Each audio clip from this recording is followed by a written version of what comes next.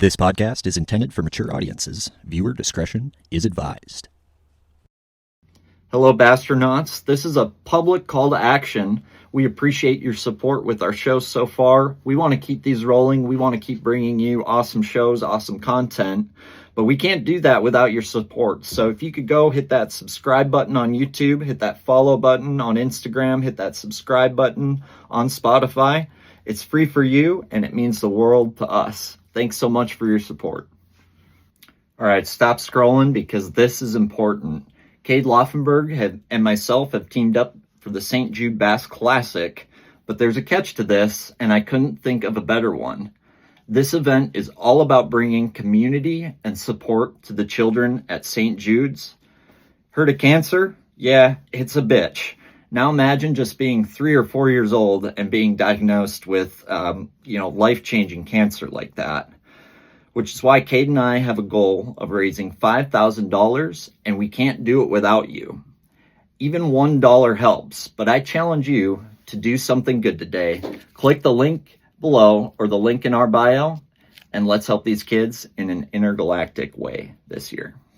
We're coming to you from Kentucky right now. We've got Mr. Luke Lamb. If you haven't heard of him, he's a Kentucky hammer and full-time fishing guide here. And we're actually going to hit the lake later today, dude. So it's a pleasure to finally meet you. Yeah, nice to meet you, man. Appreciate you making this work on short notice. Oh, yeah. You sound a little tinny. Try talking again. You there? Perfect. Ricky, are you joining us? If you want me to, I'm set up, so. Okay. Yeah. Just as long as we're all on the same page, this I don't know how much time we have, but kind of focus on Luke as best we can, I think. But I'd love to have you join us. Yeah, for sure. I mean, aside from that damn Pittman Creek sweatshirt you got on, I never even thought about that. I'm just fucking with you. I don't give a shit. We it need recording? a corporate guy on the pod. We need some corporate. It'll make it palatable. Yeah. You'll probably have to slide that mic a little closer, and then, headphones will... Am I better off wearing both sides of my headphone or keeping one open? Whatever's comfortable, brother. Right. The biggest thing is, you notice how that sounds Yeah. in your headphones versus if we weren't wearing them. Yeah, I got you. It just you can hear it a helps. little better, yeah. Helps us. It just helps you. Yeah, I don't know. It brings you into the other dimension of the galaxy. So yeah, winter in Kentucky. What the hell do you guys do for fun around here in the winter in Kentucky besides drink bourbon?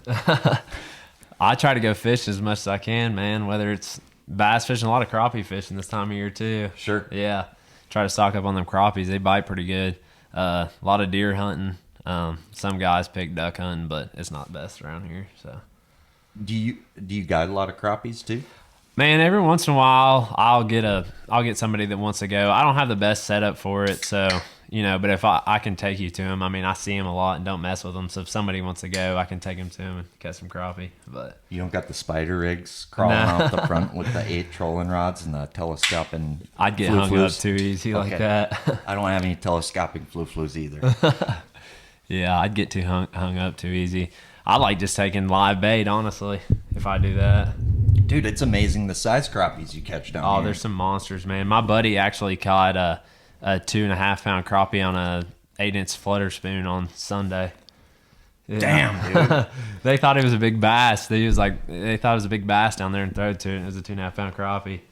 See, and the only thing I can relate with Southern Boy crappie fishing is this. End of June on my lake up by home, for whatever reason, there's big crappies in it. I just don't know how to catch them unless they're eating bass shit.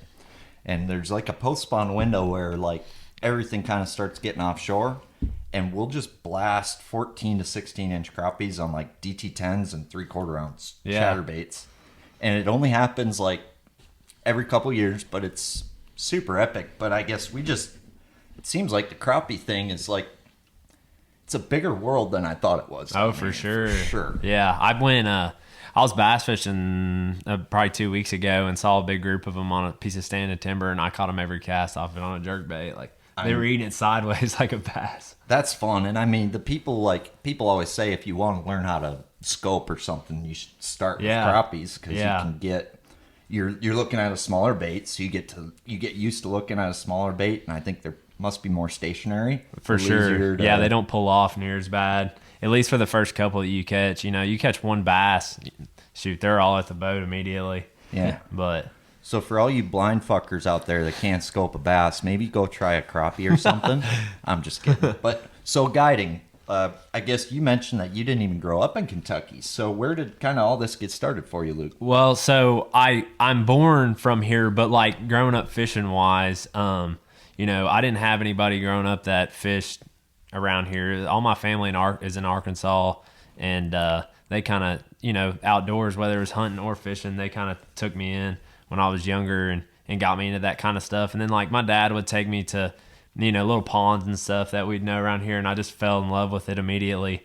And then as I progressed, like got older, I just, you know, met people around here that were into the tournament stuff and whatnot, and they kind of took me under their wing. And then it's just kind of funny because like a lot of the people that got me into fishing don't even really fish anymore. Really? Yeah. So I fished in high school. I think the first year I fished, it was the first year we had a team. I honestly didn't do any good in high school. I may have done, I think, one tournament we won. But, you know, I was just always in love with it. And then from there, I fished at Bethel for a couple years, met some really good guys down there. Some familiar faces that people know, you know, that are fishing the Elite Series, Bass Pro Tour, whatnot like that. I still stay in touch with those guys. Who's that? Like Cole Floyd, Yep. Cody Huff, John Garrett, I was Tristan gonna guess- McCormick, yeah. KJ Queen, you know. I was all going to those guess guys. Cody Huff. Yeah, they're a That's little the bit one that older came to than me, mind. but, you know, really good guys, and, you know, taught me a lot while I was there. So, yeah. And then after that, I came back. I started working some, like, heavy construction, doing stuff like that. And I was still fishing locally a little bit. I didn't necessarily get away from it, but I was just, you know, trying to work, make some money. I didn't really have, the best backing, you know, to fund my fishing deal. So I kind of took it upon myself to make some money, you know, did that for quite a few years. And like I was telling you, what was crazy is, you know, I was doing that stuff, and it was, I swear, I think it was the same day last year as when you DM'd me the other day. No way. We had worked through Christmas Day. It was snowing. It was nasty weather. It was outside, and I was actually doing like blasting. So like there's a lot of rock around here. So it was like explosives. Like I still have my license. I don't do it anymore and want to fish. Don't plan on doing it ever again. But, you know, it was outside. It was real snowy, nasty, cold, man. And I remember I had just got that nitro I have out there, and I remember finding your podcast on Spotify because I was listening to some other stuff, and I found it. And like when I was doing that stuff, like I would always have AirPods in, listen to podcasts, stuff like that, and I found yours. And I remember it was an episode of you and Easton on there talking, and it was pretty much just him talking about, you know, I remember him talking about what happened to him, like with his head or whatever. Mm-hmm. And it was just kind of like, you know, he was just talking about, you know, being grateful for opportunities and stuff like that, and working his way up the ranks and this and that. I don't know. And I was like, man, I really like this podcast, blah, blah. And I was like, I don't know. It was just a good message that I heard from him. And I was just kind of sitting there. I was like, man, what am I doing out here? Like, it's freaking, I've worked all the way through Christmas. I've worked through New Year's. Like, it's nasty here. Like, I need to, you know, focus on the fishing deal. Like, that's what I enjoy to do. Like, I would much rather do something I'm enjoying and try to figure out how to make it work. So I just kind of put my mind to that. It took me a month or two to, you know, get everything together. And started my guide business, and, you know, like, it was crazy because I was trying to, like, work that job and then, like, do the guiding at the same time. And, man, like, when I first put my stuff out there, I had to turn down a lot of work. Like I was trying to take people in the evenings, like, you know, working all day and on the weekends. And, you know, I was turning down a lot of stuff because everybody's schedules, you know, doesn't work great. You kind of need to be on the fly, be able to take people when they can go, you know. And, man, it was like this summer, I guess, I was like, I'm done with this. Like, I'm just going to take this guide and stuff on full time and see what happens. And luckily it's worked out since then. You know, the lakes around here are good, but they can be tough at times, and there's not a massive market for people wanting to go fishing. But like the whole live scope situation has really helped me out because everyone wants to learn how to catch the suspended fish. Everybody wants to learn how to live scope.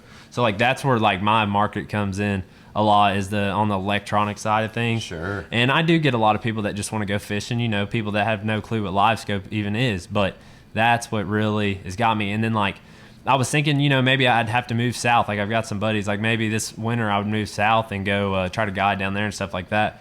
And man, we dropped the biggest bag of smallmouth that's been weighed in on Lake Cumberland. They said like maybe 10 to 12 years, and it was 22 pounds of smallmouth. And what was bad was we lost 2 more fish that day that would have put us probably around the 25-pound mark range. Yeah. And like, I know that's not crazy, up north weights, but like around here, if you've ever fished Lake Cumberland or these lakes around here that's got smallmouth in it, man, like that's like an insane day. Like that's never heard of. I get it. And they're in those lakes, but they're just very nomadic, and to be able to, put that many big fish together, especially in the fall, is like unheard of. So that happened. We dropped that big bag, man, and ever since then, it's just been like people have just flooded me, just wanting to go all the time. So cool. It's been pretty cool, been treated well by the fish and everything. So it's working out pretty good so far. Well, it seems like you got the right attitude and the right temperament for it. And I guess, dude, I can speak from experience. It's tough to take those leaps or take that leap of faith and bet on yourself. And I think you have to be a little bit of a psychopath. This is not an advertisement. This is me showing you 3 new minnows from Japan underwater that you can now find at Thorne Brothers. First up, we've got the Galapagos Steer Ride. Works awesome on a jig head, steady roll, perfect posture, can hit those targets far away. Oh, and she's beautiful. Second one, YG Labo Witch Rizu. This is a 5-inch model. This is a new minnow, hand-poured from Japan, completely realistic, very steady, lively rolling action. Works great on a jig head or EWG. Awesome bait there. And then in a bite-sized version, we've got the 3.5-inch high roll. And that's got a super erratic, hyper rolling action. That's one you really don't want to overwork on your shake. And the Vocelka Fishing Tequila Shot works perfect for this. And 16th ounce is kind of preferred on the high roll. And any size jig head you prefer on these bigger ones, you can find them at thornbrothers.com. Not to think that that's a hard decision, right? No doubt, yeah. And I think just credit to you for making that decision at a young age. I guess if there's one regret I have, it's not, making some of the decisions I made sooner. Yeah. So I think you doing that early is, hats off to you, man. And I guess talk to me about some of the challenges of doing that. And I think the most intimidating thing about becoming a guide is building that client base. And when you don't have it, that's now I'm flirting with I either need to book a trip or eat ramen again. Yeah, no, you're right. Yeah, you just got to stay hungry, man. You just got to keep putting stuff out and network with people and keep talking and post content and stuff like that. If you can get some, you can make a decent living at it, but you just got to stay busy. You just got to, it's never promised, you don't know, whether it's the next week or the week after, if you're going to have anything, and there's going to be slow times. It's crazy. It works in waves. Like there may be a week where it's like, you may have one, and then the next week, all of a sudden, like you're booked every day. So you just kind of got to, like I said, you just got to stay hungry, and you can't sit on your heels. You got to always be looking for the next trip or the next thing, take people out or make money that way. So, well, it's a thankless process, and I think the fishing industry, to get your feet wet in it, you always have to start out eating shit. Yeah, right, for sure. And I've been in the fishing industry a long time, and man, I've eaten some shit. But I think the biggest thing is it's hard to see those gains or reap the rewards of the fruits of your labor, if you will. Yeah. Because it's hard to see that impact, but I bet you can look back 5 years and say, wow. Oh, it's insane. That one little thing I did, yeah, propelled me to this, or this little thing. It's small little things that make a big difference. So I got a good story. So yeah, it's just crazy. Like I said about me listening to the podcast, and then I swear it was in exactly a year later, you DM me and asked me if I wanted to hop on it. Like, it's just crazy how thing works.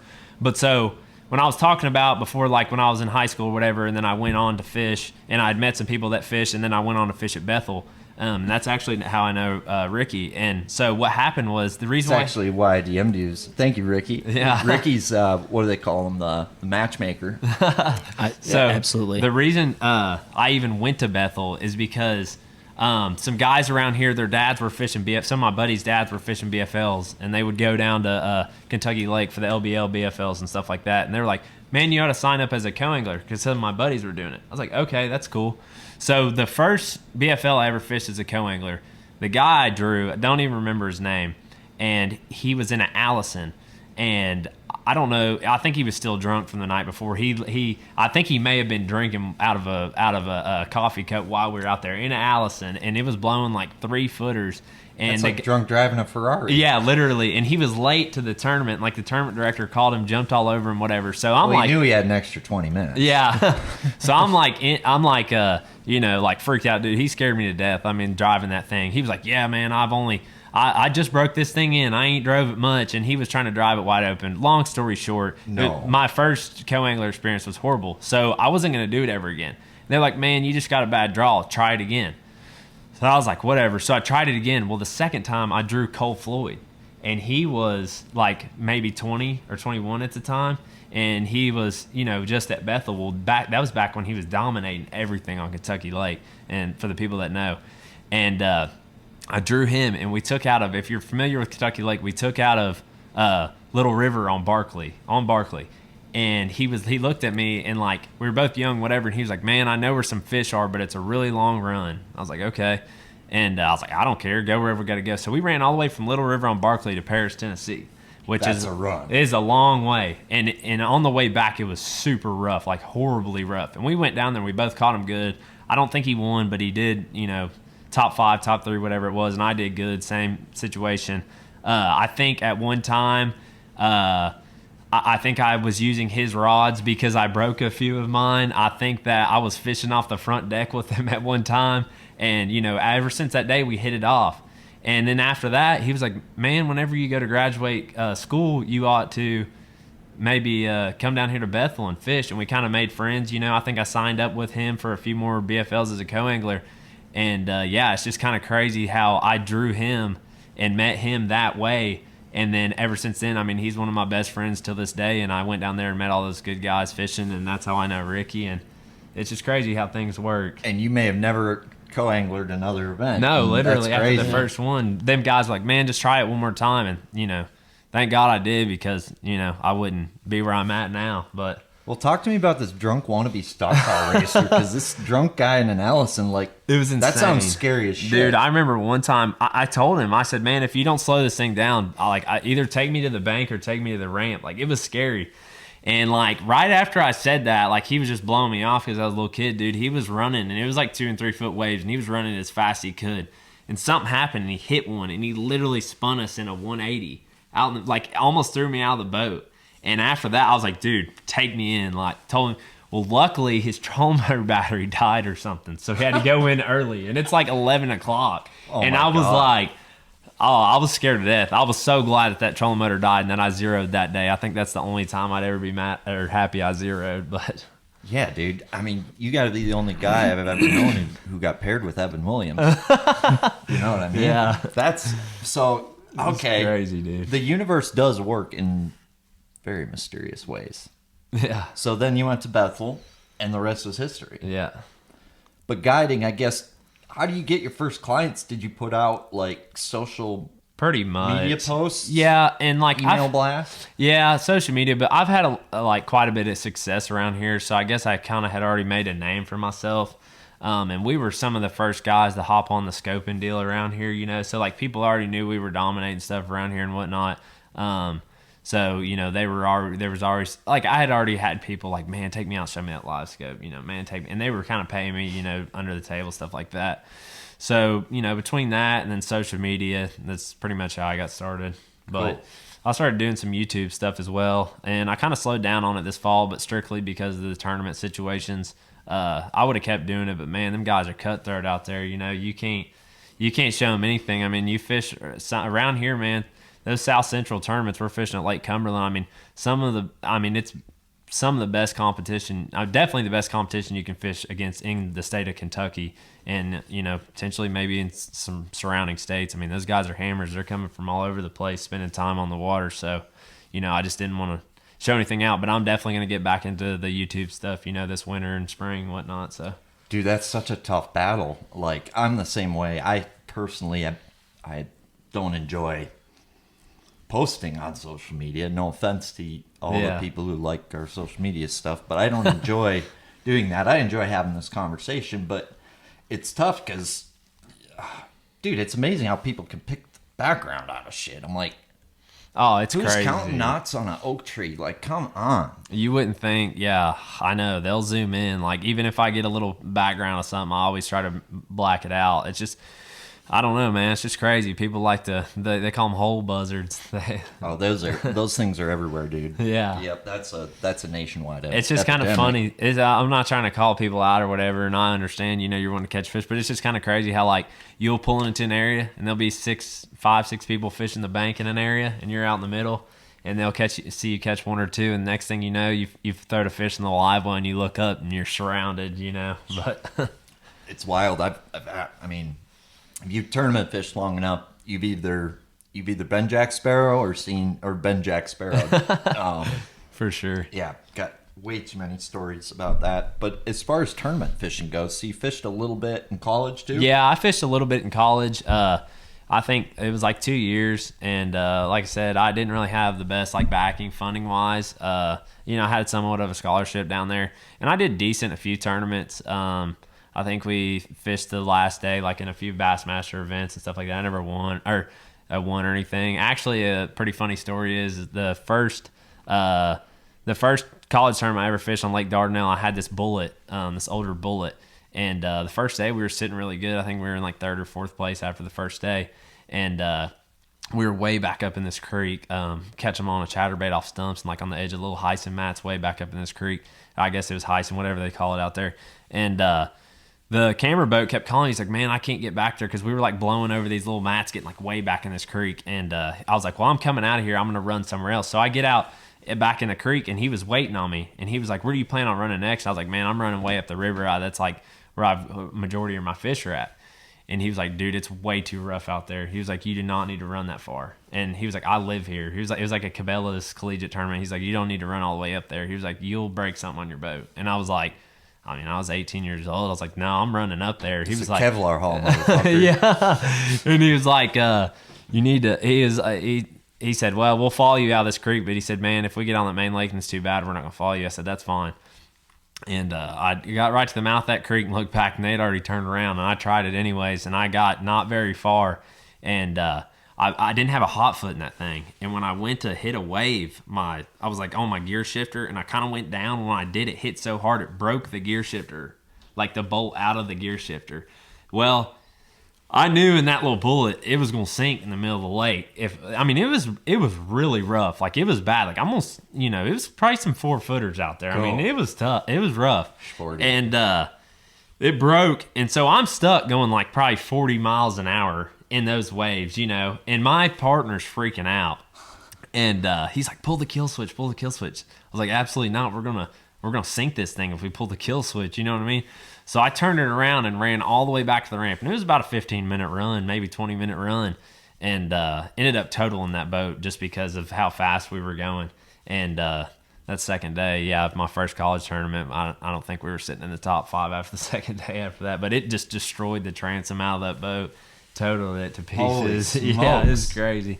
But, so I fished, in college a couple years and did okay. But, definitely didn't excel like some of the other guys have. Sure. Well, I guess, and everybody kind of finds success at different ages. Some people peak for sure. early, later. What's nice about fishing is it's not like, baseball where your arm's toast by, 30 or something like that. You could do it with advances in modern science. There's no reason we can't be fishing at 200, 250. So, but I guess what would you say was the main contributing factor to, like you said, you didn't do that good in college, and then all of a sudden you're seeing a lot more success. And I guess I've got some thoughts, and I think it sounds like you're always adapting with technology a bit, Yeah. so I have some guesses. But what Yeah. would you say kind of really changed your success as an angler or your consistency in results? Probably, man, just, when I was younger, just, I was mature, but not exactly, just maturing as a person myself, paying attention to more detail, technology, like you said, live scope, learning what's going on underneath the water, with that live scope. That's taught me a lot, whether it's suspended fish on the bank, just a little bit of everything. I've learned a lot through that. And then just, really staying focused and trying to push myself to get better. It's kind of crazy. I remember there's like one time, like when I was really like, man, I'm gonna try to do, start doing a lot better these tournaments, start focusing on, getting better as an angler. I remember thinking back to like playing sports, and I was like thinking back to like some guys that weren't the best when we were younger, but like they went on to be better than anybody else, and it's because they put their time in, and they worked harder than anybody else.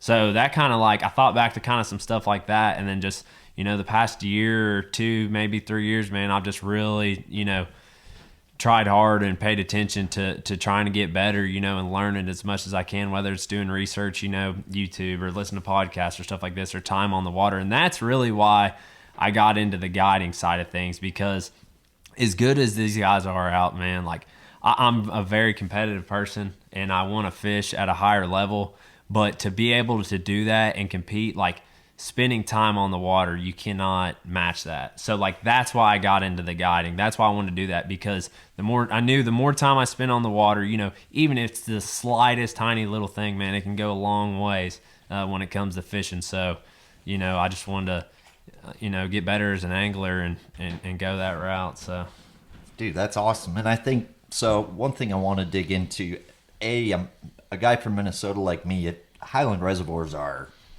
it's like traveling to a new planet. Oh, yeah. Compared to Minnesota. We don't have them. So I remember, I fished a few, Kentucky Lake, Hartwell, but I remember how intimidating it was. And still to this day, it's just a concept that took me quite a bit of time. And now I feel like I at least kind of, but it's still not even close to like, I don't even boys. get them sometimes, man. They're crazy.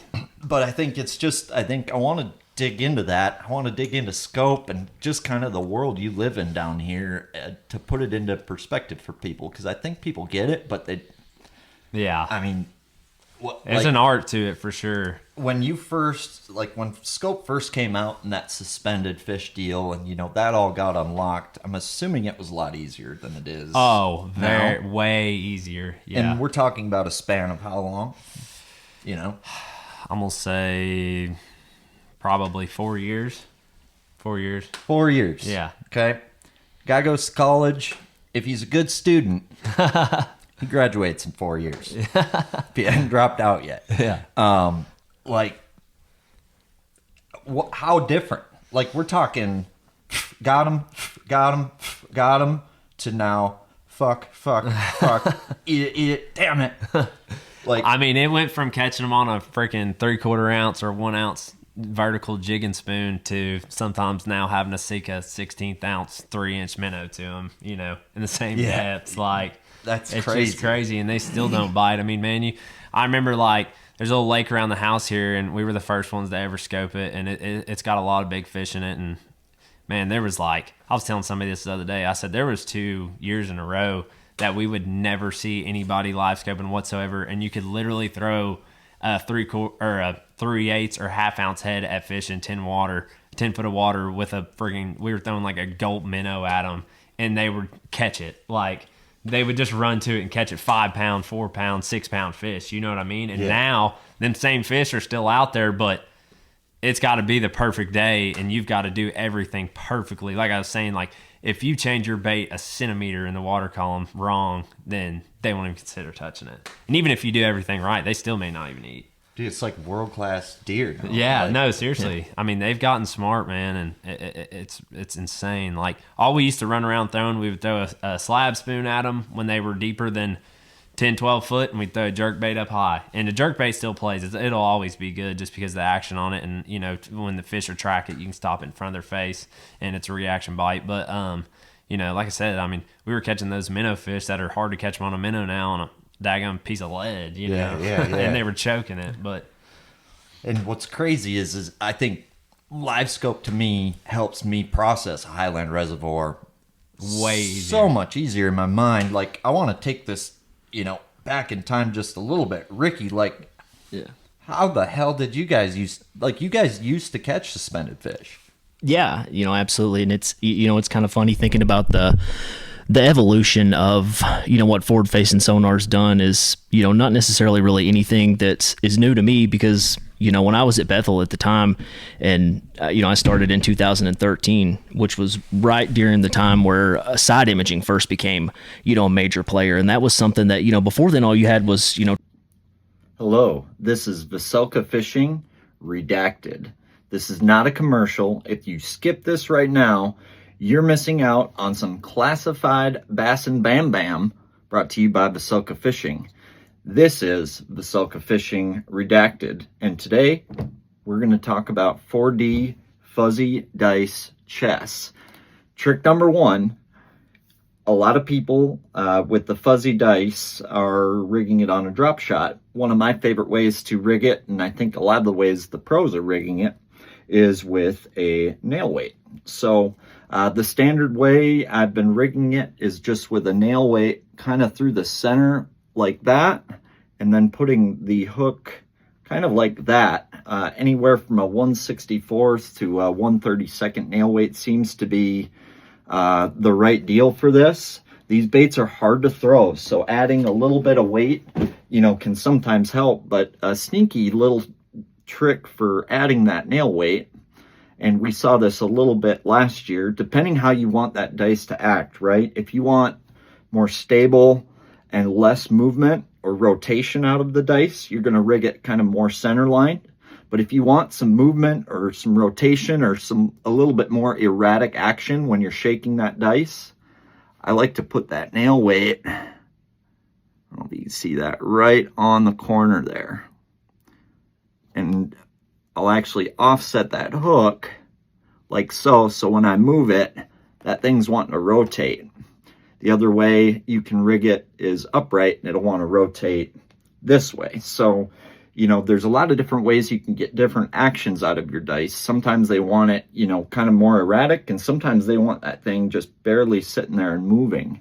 And the couple most common dice is obviously the OSP, and then a couple less common dice, the YG Labo Mushiba.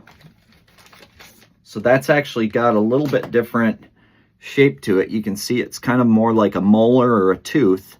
And the way I like to rig this one is, you can see I've got the hook through like so, and then I'll actually pop that nail weight in right there. So what happens is when I'm fishing tighter to the bottom, I can actually drag this thing along like a football jig, and that seems to work really good. And then if you were to reverse this, and let's say you wanted to get a more of a gliding action out of your dice, you can rig it that way. So might just look like a fuzzy cube, but there's a lot more to it than that.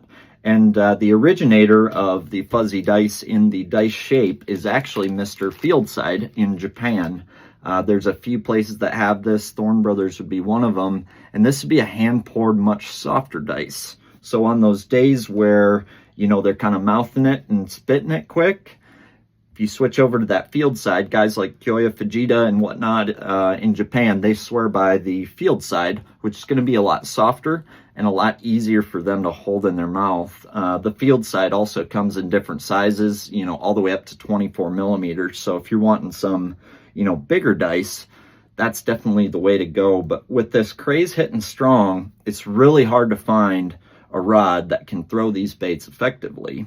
And Mr. Vocelka recently came out with that hair jig rod, which has been dynamite for throwing those hair jigs far.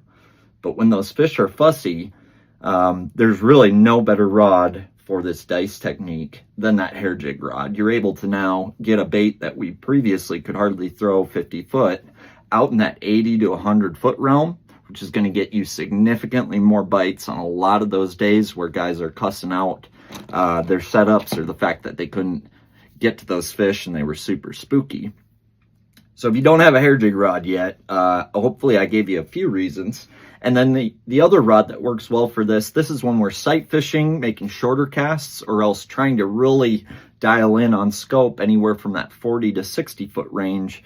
The tequila shot from Vocelka Fishing has proven to be not only a great minnow shaking rod, but any light bait that you need to throw and manipulate effectively and feel those bites from that 40 to 60 foot range.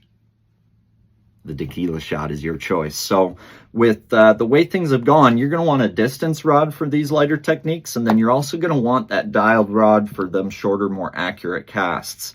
And no worries there, Vocelka Fishing has you covered.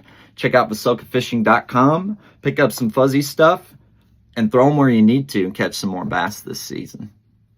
Traditional color sonar, and it was really, really difficult, Kentucky Lake, Pickwick, those kind of places to really target those ledge fish like you could once the side imaging became available. It completely changed the game. And it's kind of like what we talk about with forward facing sonar when it first came out, and you're just every cast you're just catching one after another. Well, it was the same way on all those ledge lakes. I mean, from Kentucky Lake out to Watts Bar and everywhere in between. I mean, you could go out there and find schools of 80, 100 fish pretty commonly, and you could throw anything you wanted to in them. A big crankbait, a big swim bait, a big spoon, and a couple years go by, and you guys are starting to drop shot on those ledges, and those fish don't group up as big as they used to and things like that. So it's, I've been kind of fortunate to kind of see two phenomena like that, just in, the last little bit. But, going back to like the college and stuff, it's so tough because every one of those guys are, Luke and I alone went to school with 8 current pro anglers. And, I can remember, beating guys like Matt and Jordan Lee when I first started, and of course, Jordan's a 2-time classic champion and things. And it's just, it's amazing if you really want to find out how good you are, at that age, that's the place to do it, Absolutely. And I think it'll be interesting. You've seen, it go from the old school ledge fishing that I grew up watching to, what it is now. And I think you're starting to see on a few places it, come back around. But like, Luke, what's the biggest thing that you think live scope and what you've learned about bass that you maybe didn't think was the case? How much they move, man. Really? They don't, especially on these Highland reservoirs, I swear they just have fun. They're almost like track runners, man. They just like to run. They never, when you're now, there's something to be said about fish back in somewhere that are resident. They may set up a little bit better, but when you're actually fishing the lake itself or on the lower end in those kind of creeks, the worst thing you can do on a Highland reservoir, in my opinion, is try to do the same thing 2 days in a row. It's not going to work. And if it does, you've got lucky. And I've literally seen it change, I would say minute to minute in an hour span. I mean, like that. Like the bait fish, for a while there, I thought that I could, and there's certain things you can do, with, like wind patterns, conditions, sun, cloud, time of year. There's certain things you can predict that the bait fish are going to do. But I thought I could predict them good, but the more I've been out there, man, you can't predict what them bait fish. They will do things that everybody says they're going to do, and they just don't. The wind's been blowing out of the west for 3 days, hard west winds. Okay, the threadfin and alewife and stuff, they should be pushed up, something on the eastern side of the lake. And you would think that, and then turns around, they're on the opposite side of the lake that hasn't been getting hit wind hasn't been hitting it for 3 days or whatever the case is. It can be so backwards sometimes. So you just got to stay on the fly, man, all the time. Cover as much water as you possibly can. Try to put yourself in an active area at all times. And that's where live scope comes in handy, and even your side imaging and down imaging. And I'll tell you, a huge tool on a Highland reservoir that people overlook is just a simple through-hole transducer. I was hoping you were going to say that. Yeah, I find more fish with my through-hole transducer than anything on my boat. I'm not going to say obviously not better than live scope, but it compares to it just because of the fact that there's so much dead water on these lakes and it changes day to day, hourly to hourly sometimes, that that through hole transducer being able to be effective on the water and move around and figure out where the bait fish have moved at that particular moment it's a huge player that people overlook. And I try to take out on the lakes, I try to tell them if you're trying to excel at this stuff, you've got to have one of these in your boat. Like, you waste so much time trying to idle. It's insane. Well, it's a game of efficiency, and when you're just looking for bait presence, Yeah. I mean, you can do it at 3 miles an hour, or you can do it at 40. It controls everything on these lakes. Bait does. Now, if you've got like the only thing other than bait, fish, like potentially like, you know, if you're having a lot of tournaments out of one area, like over and over and over and over, there's a lot of fish that kind of get stocked in that area, and that can, you know, put a lot of fish in one area, which it can anywhere. But if you're strictly just going out, you know, trying to figure out, you know, where the active areas are, it's almost always related to bait, unless it's you know, the spawn. Right. Yeah. And that's what's so different than up here is how much of the lake can play. We've got a lot of bait up in Minnesota, but our fish are generally pretty structure oriented, and we've Yeah. only got a few lakes where they get a little pelagic. Yeah. So I think just as a person growing up in Minnesota, or if a guy were to grow up in Florida, I got to imagine it might be similar, right? That Highland aspect, like, it doesn't matter. That brush pile doesn't matter. No, Like, it doesn't matter. I fished a tournament on That Saturday. rock pile doesn't matter. No, it doesn't. They like, if you catch one there, it's maybe there for 5 minutes. It may be there for 10 seconds. Like, you'll see them swim into a brush pile, check it, and move on. And now around full moons and stuff like that, you know, when there's bluegill spawns and stuff like that throughout the year, you can kind of get onto something like that. But it seems like a few days before and a few days after the full moon is the only time that shines. After that, it's pretty much a done deal. Around the spawn's a little bit different. The actual bass spawn, it's a little bit different. Fish are using the bank a lot more. But yeah, I mean, and they eat crawdads, man. But I swear, I think all the, like, the fish, like, if you're in an area where there's a lot of bait, like, that's where your cranking bite's going to be good. Like, that's where anything's going to be good. You just got to be in an active area at all times. And it's just crazy, man. Like I said, you can't do the same thing twice out there. If you try to do, in the bait fish position in different water columns and different kinds of bait fish, like young threadfin like to stay higher up in the water column than mature threadfin. But to get the mature threadfin up higher in the water, the sun needs to be out for multiple days. So, like, and that's just stuff I've learned. And I've got to a point I can tell between mature and young threadfin, you know, with my down imaging and with my through hole and with my side scan. Like, it's just time on the water, stuff like that. But, like, you want to try to put yourself around the more mature threadfin, especially this time of year, because they're only feeding usually like twice in a day. You know, they'll in a 24-hour period, you know, 2 good feeds is about all you're going to get out of, you know, certain waves of fish. But yeah, so, like, it's just crazy. There's a lot that goes into it, man. And like I said, you just got to keep an open mind and always stay moving. And if your area is not working out, you know, just move on. But keep mental notes. If the bait's there and it's looking right to you and it's set up right, don't be afraid to come back, because, you know, timing's everything too. Timing on a Highland reservoir is everything, especially a super deep one, because what those fish will do is they'll get in places that you just can't target them. You know, the banks are so steep and they, like, man, I've caught fish. I've pulled out a 1 ounce head on a fish in 60, 70 foot before and ended up catching it on an 1/8 and 5. Like, that's how like, I'm talking like pull out a 1 ounce head, go to throw at one that's in 70 foot. And like, I go to throw and I see him coming up and I'm like, okay, I'm going to downsize. So I grab a half. Well, it's still coming up. Okay, I'm going to grab a, you know, quarter. And all of a sudden this fish is rising. And next thing you know, it's in 10 foot of water and I've caught it on an 1/8 and I started out with 1 ounce.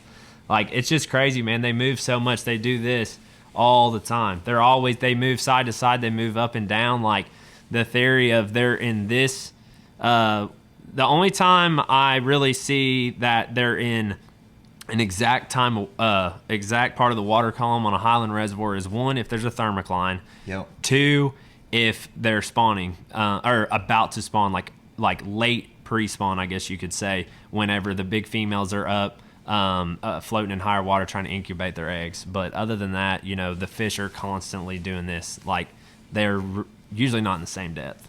And that always, like, I was talking to Easton about this on the phone yesterday, like, and why do we have to fizz fish when they can move? It doesn't like that? make sense. It doesn't man. make sense. I don't to me. understand that. Why do we have to fizz a fish? Like, I've always wondered, like, if I catch these smallmouths deeper than 30, you know, and it's cold out, like, are they going to get back? And I've always watched them swim back, but it's like, when you say stuff like that, It doesn't make sense, man. like what the scientists tell me is that fish just killed itself I know. trying to eat something, Yeah, right? I've thought it a But- million times, and it's crazy too because you'll catch a smallmouth that's floating in 10 foot and throw it in the live well and it's upside down immediately. Yeah. So you know that fish has been laying deep and it just came up to feed like when you got in front of it. all I can think of is some sort of stress. It has to be, or maybe it breaking the surface is something. I don't know. That could be. That's kinda what I've getting out wondered. of the water completely. That's That would kind of make what I sense. was wondering. Because like, yeah, math and science is not my best subject, so we'll leave it at that. I'll But- say that's another thing on live scope. We were fooled our entire lives. I mean, everybody knew, that fish was suspended and that they schooled out in the middle of the lake and stuff like that. But what they're actually doing out there on the water beats any kind of science, before live scope, in my opinion. Like I have people ask me like, do you ever read studies on bass and stuff like that? And I said, yeah, I'll watch YouTube and stuff like that. But the best lessons you can get in bass fishing is having that screen on and being on that lake on that particular day or week. You learn more, actually pay attention to what fish are doing on live scope than you can reading or listening to anything else, in my opinion. If you're going to try to target and catch them. I mean, there's a reason Steve Irwin was the crocodile hunter. He freaking put his ass right in the Gatorville. Yeah. Yeah, it's crazy. And just to kind of jump on to that too, Luke. I think it's been so interesting that before forward-facing sonar, especially on those places like Lake Cumberland, Dell Hollow, things like that, it was so difficult for us as anglers to really target those deeper suspended fish. Yeah. I mean, by actually being able to visibly see them, I think it's really just improved every angler's ability to catch fish, even throughout the year, especially because Luke can tell you as good as anybody in the summertime, especially, or in the dead of winter. I mean, they can really, really get out there deep and do some weird stuff, and it's that's really changed. I think Highland reservoirs maybe more so than your lowland reservoirs and things like that, just because there's we catch fish in 70, 80 feet of water on some of these Highland lakes. 80 That's feet of water. Sunday in that tournament, I caught I think the shallowest fish I weighed in it'd be lucky to have been 55 foot deep. Yeah. This is that Cumberland tournament. Yeah, You guys caught 22 Sunday. pounds in. No, this was Or- this weekend, this past weekend. Yeah, But the shallowest one you caught was 50. yeah, something. no, yeah, that was shallow. I caught a 3.5 pound Kentucky spotted bass, and my graph was set to 80 foot, and it was maybe a foot or two above the bottom of my graph. Does your lure look like an ant? I think I see it. I have not. I can't even picture that sense of scale. It's hard, on, man. It takes some time for sure. Like when they're that deep, you can really test your live scope skills when they're that deep. When they're blowing through a bait ball in 70 foot. Actually, one time That's hard. I remember catching one on Dale Hollow last winter. I had it set to 80, and I seen the top of a bait ball in 80 foot. So I dumped it down to 110. And the actual bait ball, the bottom of it was around 100 foot deep. And I caught a bass in the bottom of that bait ball 100 foot deep on Dale Hollow last year, and it was about a 4.5 pound largemouth. Do you know what they do in Minnesota for that? They use these things called downriggers, bud, and they troll for lake trout. They got these big lead balls. Yeah. They'll troll the bait, and this ball's like a couple pounds. That's how they get the lure that deep. Nobody knows. From where I'm from, dude, that is we just traveled to Venus. Yeah. Yeah. And I will say this, it's given me a lot more confidence to fish lighter weights in deeper water because, when you watch it on scope, to me now, used to, you'd think, oh, a 3/8 is so light, fishing out in 20, 25 foot. But now I'm like, shoot, I'd fish a daggum 8 ounce in 25 foot like it's nothing. It gets down there pretty quick. Dude, If the wind's not blowing I horribly. bet 20, 25 foot seems shallow as shit if you're used to fishing 80. I no, bet yeah, you're it like, ain't oh nothing. no, I'll just flip my jig in there quick. Yeah, now I just think about it dude, it's just a little bit longer than my boat. Yeah. That is a weird concept, Yeah. right? It's we think 20 to 30 foot super deep. I know if you're from Minnesota, there's a lot of Minnesotans who, I bet half of them haven't caught a fish deeper than 20. Yeah, no, for sure. So it's, and what's weird to me is how well the fish sense the boat. Oh. And I do have to ask you about that because you probably noticed the change or the evolution of that. Where I asked Easton because I used to be when I first got scope, I felt like they could feel it. Yeah. But I actually think they just I don't feel think my trolling motor. Or yeah, something. they don't hear the transducer. I think that's a myth. I have a lot of people that are in the boat with me. Oh, it feels the transducer. I don't think that's the case. There's too many fish that bite close to the boat, but I think they just are curious. Like a lot of times you'll watch these fish push bait up against your boat and feed off of your boat. Like I watch that happen a lot. And a lot of times, where people mess up in some key fish I've caught in tournaments this fall, I've watched a fish and I don't like to, if the water's super clear, especially if it's calm out and whatnot, if it's within 40 foot, 40, 50 foot, I won't cast to it and it's coming at me. I'll let it swim to the boat, do its thing. I think if you don't like pair it being fished for with the boat, they don't know. Like they just think it's a boat out there. Oh yeah, like for sure. Like that's So I let them come to the boat. I let them swim around me, even if it's a fish that I want to target. If I know it's a like 3 pound, 4 pound smallmouth, like a fish that I need in that tournament, I'll let it swim to me. Come check the boat out, even if it hangs out for a minute or two underneath the boat. I'll let it do that, and I'll let it turn around, do its thing. I'll let it get 60, 70, 80 foot away from me. I'll turn around and chase it down. If there's bait close, I may follow it until it goes back to actively feeding. If not, I'll go ahead and make my cast, and I catch a lot of fish like that. That's fucking gangster. Okay. So if it's, 50 foot, you're about to, and it's coming towards you. Just let it be. What if it's 40 foot and not swimming towards you? Let it get out to about 60, then I'll make my cast. 60's when you got it. Yeah. Yep. I'd like to hit them more at that. It just sucks. You used to be able to catch them like that coming to you really close, but anymore I've noticed if you can keep it between that 60, 65 to 100 foot range, that's your best bet. Yeah, and I know like your cone widens out at that 60 or 100, but it's that balance of distance and accuracy. Yeah. I guess, have you noticed any tricks for hitting that target a little bit better at wider angle distance? with your pans or anything? I just honestly, and this is what I try to teach my clients all the time. I never make a cast as soon as I see a fish. When I see one, I always try to pan back and forth multiple times before I ever make my cast because I want to figure out exactly which way that fish is going. If you see a fish and then just throw to it, 9 times out of 10 you've missed or you've made a bad cast. So the best thing you can do is line it up, see a fish, pan back and forth, pan back and forth, pan back and forth, and figure out, is he fading left? Is he fading right? Is he going away from me? Is he coming to me?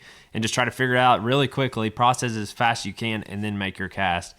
Because especially like leading that fish. So if he's like going left, you can throw just a little bit further left and go ahead and lead him and lead, into that bait. So I always keep my pedal on a swivel, my transducer on a swivel, because your first cast, your best one, especially nowadays, is pressured as they are.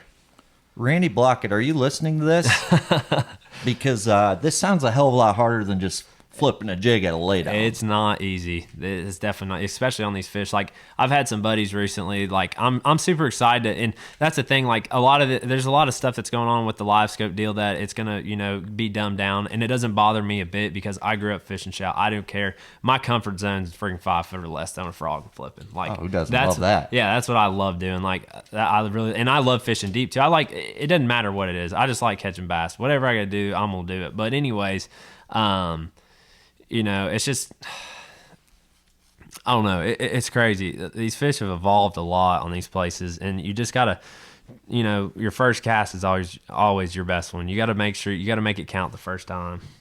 100%, and that's the hardest thing to do. I think, for me, I went out with Easton on Mille Lacs, and the rate of speed he did it. Like the rate of speed, and I guess that's kind of what I wanted to dig into, is like it's a different game when you're doing that. Like the game of bass fishing I was taught, or that I learned and was successful at, was fishing a little slower and methodical, and fishing shit better than other people. And when it's that scoping thing, I'm sorry, I just was behind, and like I learned that I'm throwing at less fish than these guys. I'm not doing it as fast, and that's the difference. Like, it's a numbers game. Yeah, you can't get hung up on one fish. Like, if that fish doesn't bite, move on. There's another one out there. The weights are on that lake for a reason. There's plenty of fish in those lakes. We don't see half of the fish that are living in that lake. So if you see one and you throw at it and it doesn't bite the first time, unless it makes some kind of crazy move that you potentially would think that it might bite again, okay, give it one more shot. But other than that, move on, go to the next one. You just got to, you got to cover as much water as you possibly can today when you're fishing for those suspended floating, deep fish, whatever, and throw it as many as you can in one day. And actually, a lot of times, if I'm looking to weigh in a bunch of smallmouth, and this is like something secret I do, but I'm going to say it anyways, I will pass up a lot of fish in a day throwing at smallmouth.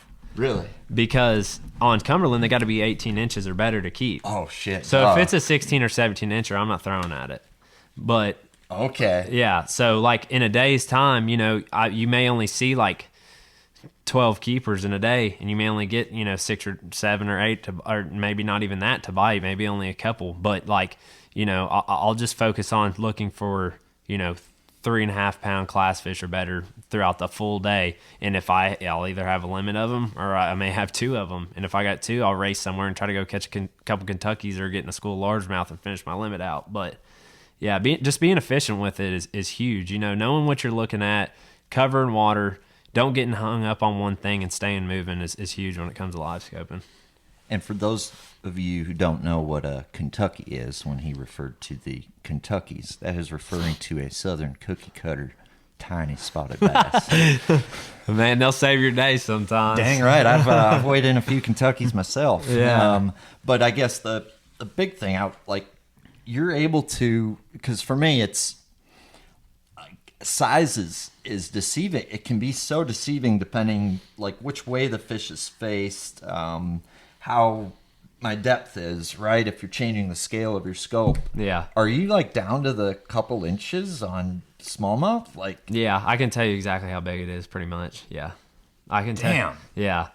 Yeah. Like that is next. Like that is, I would love to see you just identify. I'd love to go bass watching with you sometime. Wow. Yeah, it's pretty crazy. Yeah, people and see, I've got some really good buddies I love fishing with, but man, I like fishing by myself because, when you got somebody else in the boat, you're like, man, there's one, let me throw at it. And it's like, I'm like, dude, that's not going to help us. And they're like, yeah, you just don't know. You don't know. Like it might trick you.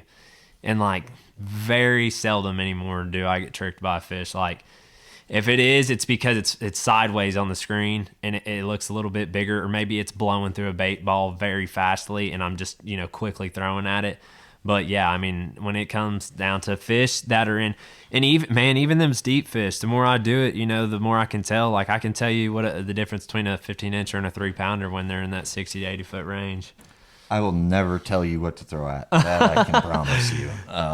It's just time crazy. on the water, man. So what it like, and I get it to the point of like, for me, it's like I go to Mille Lacs, right? And it takes me like 2 hours because I don't go every day, right? It takes me like 2 hours to get into the zone of like, oh, that was walleye. Oh, like at that 8 fast speed and then hitting your cast with that.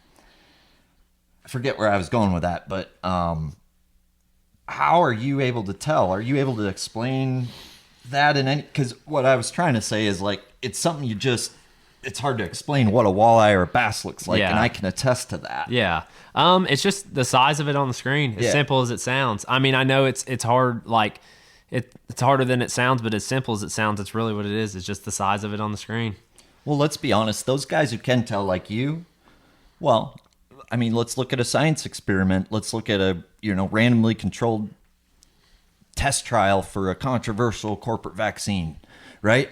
If you have a sample size of 5,000, you're going to have a lot more muscle memory to work off of than a guy who's got a sample size of 50. Yeah. Right? I mean, for a guy who's been throwing at targets day in and day out, it makes a lot of sense why you can tell the difference between a 14 and an 18-inch smallmouth bass, because, I mean, you've looked at about 8 bazillion of them, and this guy hasn't. Yeah, for sure. Yeah. I think something too with that is, there's so many different fish that we have in these Highland reservoirs as far as different species, and we have a lot of there's stripers, hybrids, white bass, that all can get that 3-4 pound range. It's kind of big for a white bass, but then, we've got a huge populations of spotted bass, smallmouth, largemouth, so it's almost kind of like the toughest test you can kind of be given, but over time, as you're looking at those fish constantly, you're right there. And even the way they'll set up too, a lot of times, just by the way that the fish are grouped together, you can kind of get an idea of what, the species is going to be. But, yeah, the striper deal that's a good one. That's a good point right there. So like, it's funny, like on Lake Cumberland, they'll be like, man, I seen a massive group of smallmouth on a point. And I'm like, yeah, those are striper. Smallmouth don't really get on points here. And they're like, no, I know they're smallmouth. And I'm like, how do you know that? Well, I caught one there. I'm like, yeah, that fish was probably isolated by itself on that point. That's a group of striper 100%. Them striper that are in, like you said, the smaller 3, 4, 5 pound fish, 15, 16 inch fish, they look a lot like a bass.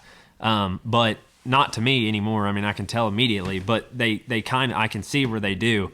And one thing you can pick out to tell if it's a stripe or a hybrid or a white or something like that, whenever you throw at a group of fish, whenever you see a group of fish together, whenever you throw at them, if they take turns coming and looking at it, all of them, it's not bass. Like if one comes and looks at it, dives down. Next one comes, looks at it, dives down. And they're taking turns like that. Every once in a while, smallmouth will do that. But most of the time when you get around bass, there'll be a group of them. There'll be some of them that come and look at it and kind of take turns doing it. But the rest of them will kind of go.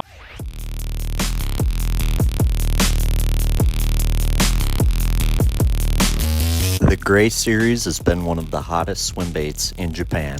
Now, the all-new Grace 210L is here, available at Thorne Brothers.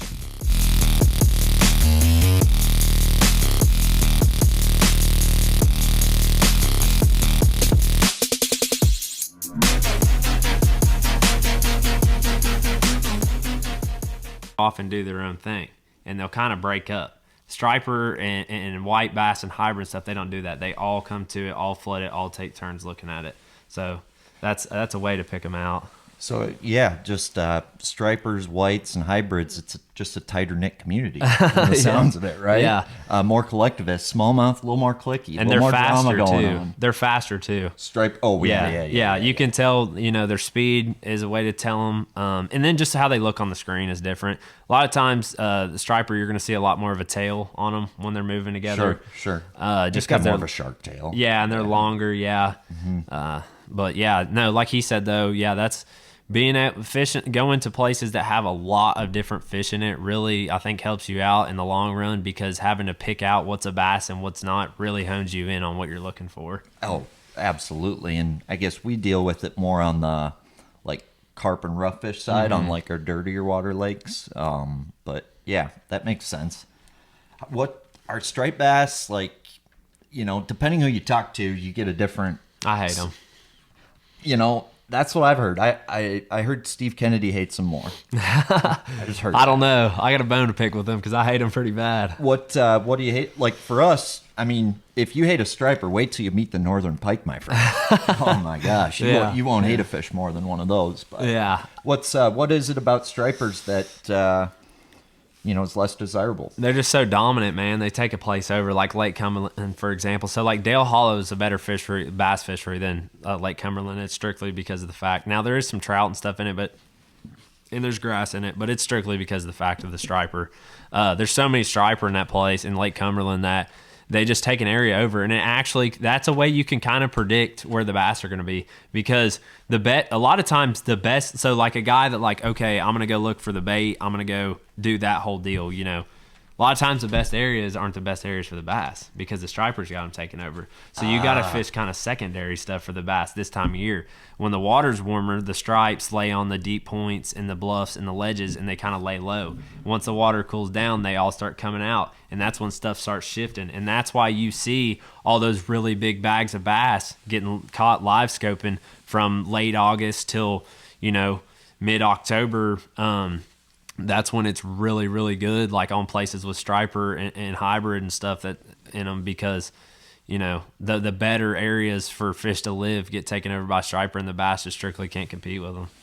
Dude, a couple of places on Hartwell makes so much more sense to me now. Yeah. Like that makes, and I've heard that, but that makes perfect sense. So there's,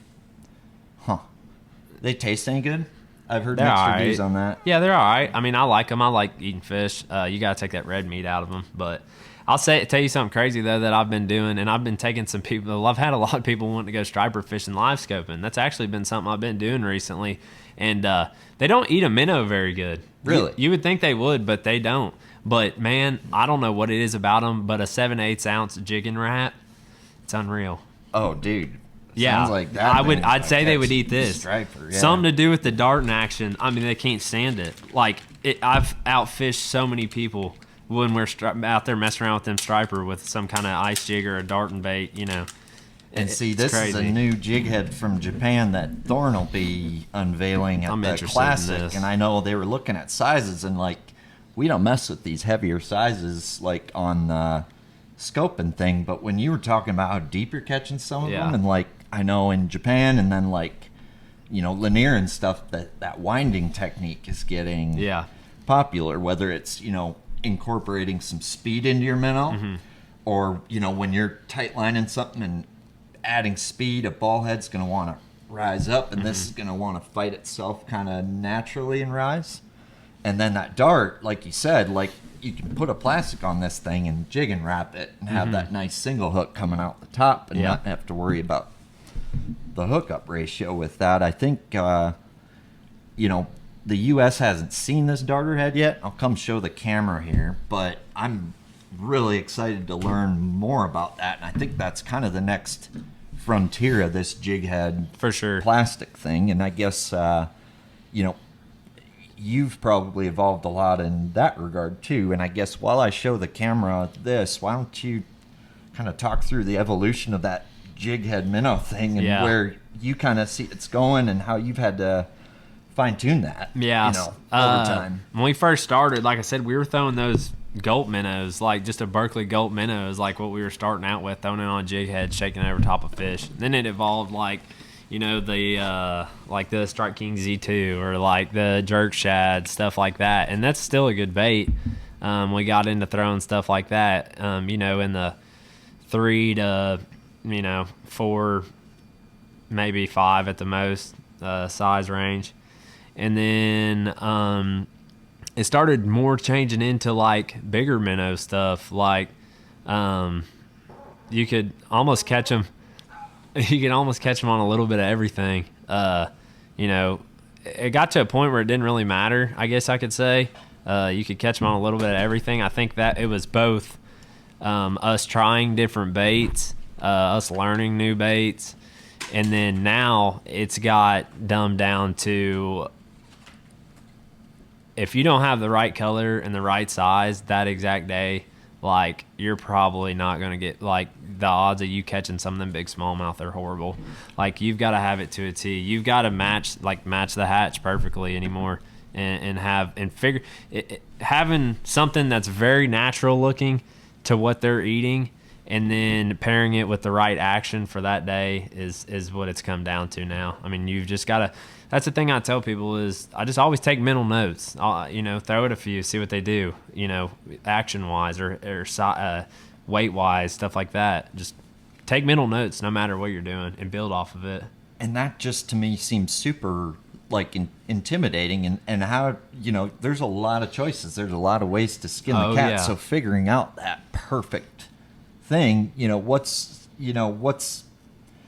everybody thinks, oh, I need a minnow to roll when I shake it, right? That's like kind of become the standard, but I think there's a lot more to it. Oh, there's a lot. Like and I'd like to get into that. So some days, like, okay, so like if you got your minnow, you throw it out there and you shake it straight like this, at just a normal pause, it's going to stay pretty streamlined and it's going to roll back and forth. And then obviously you could change it to a faster one, but it's still going to stay streamlined.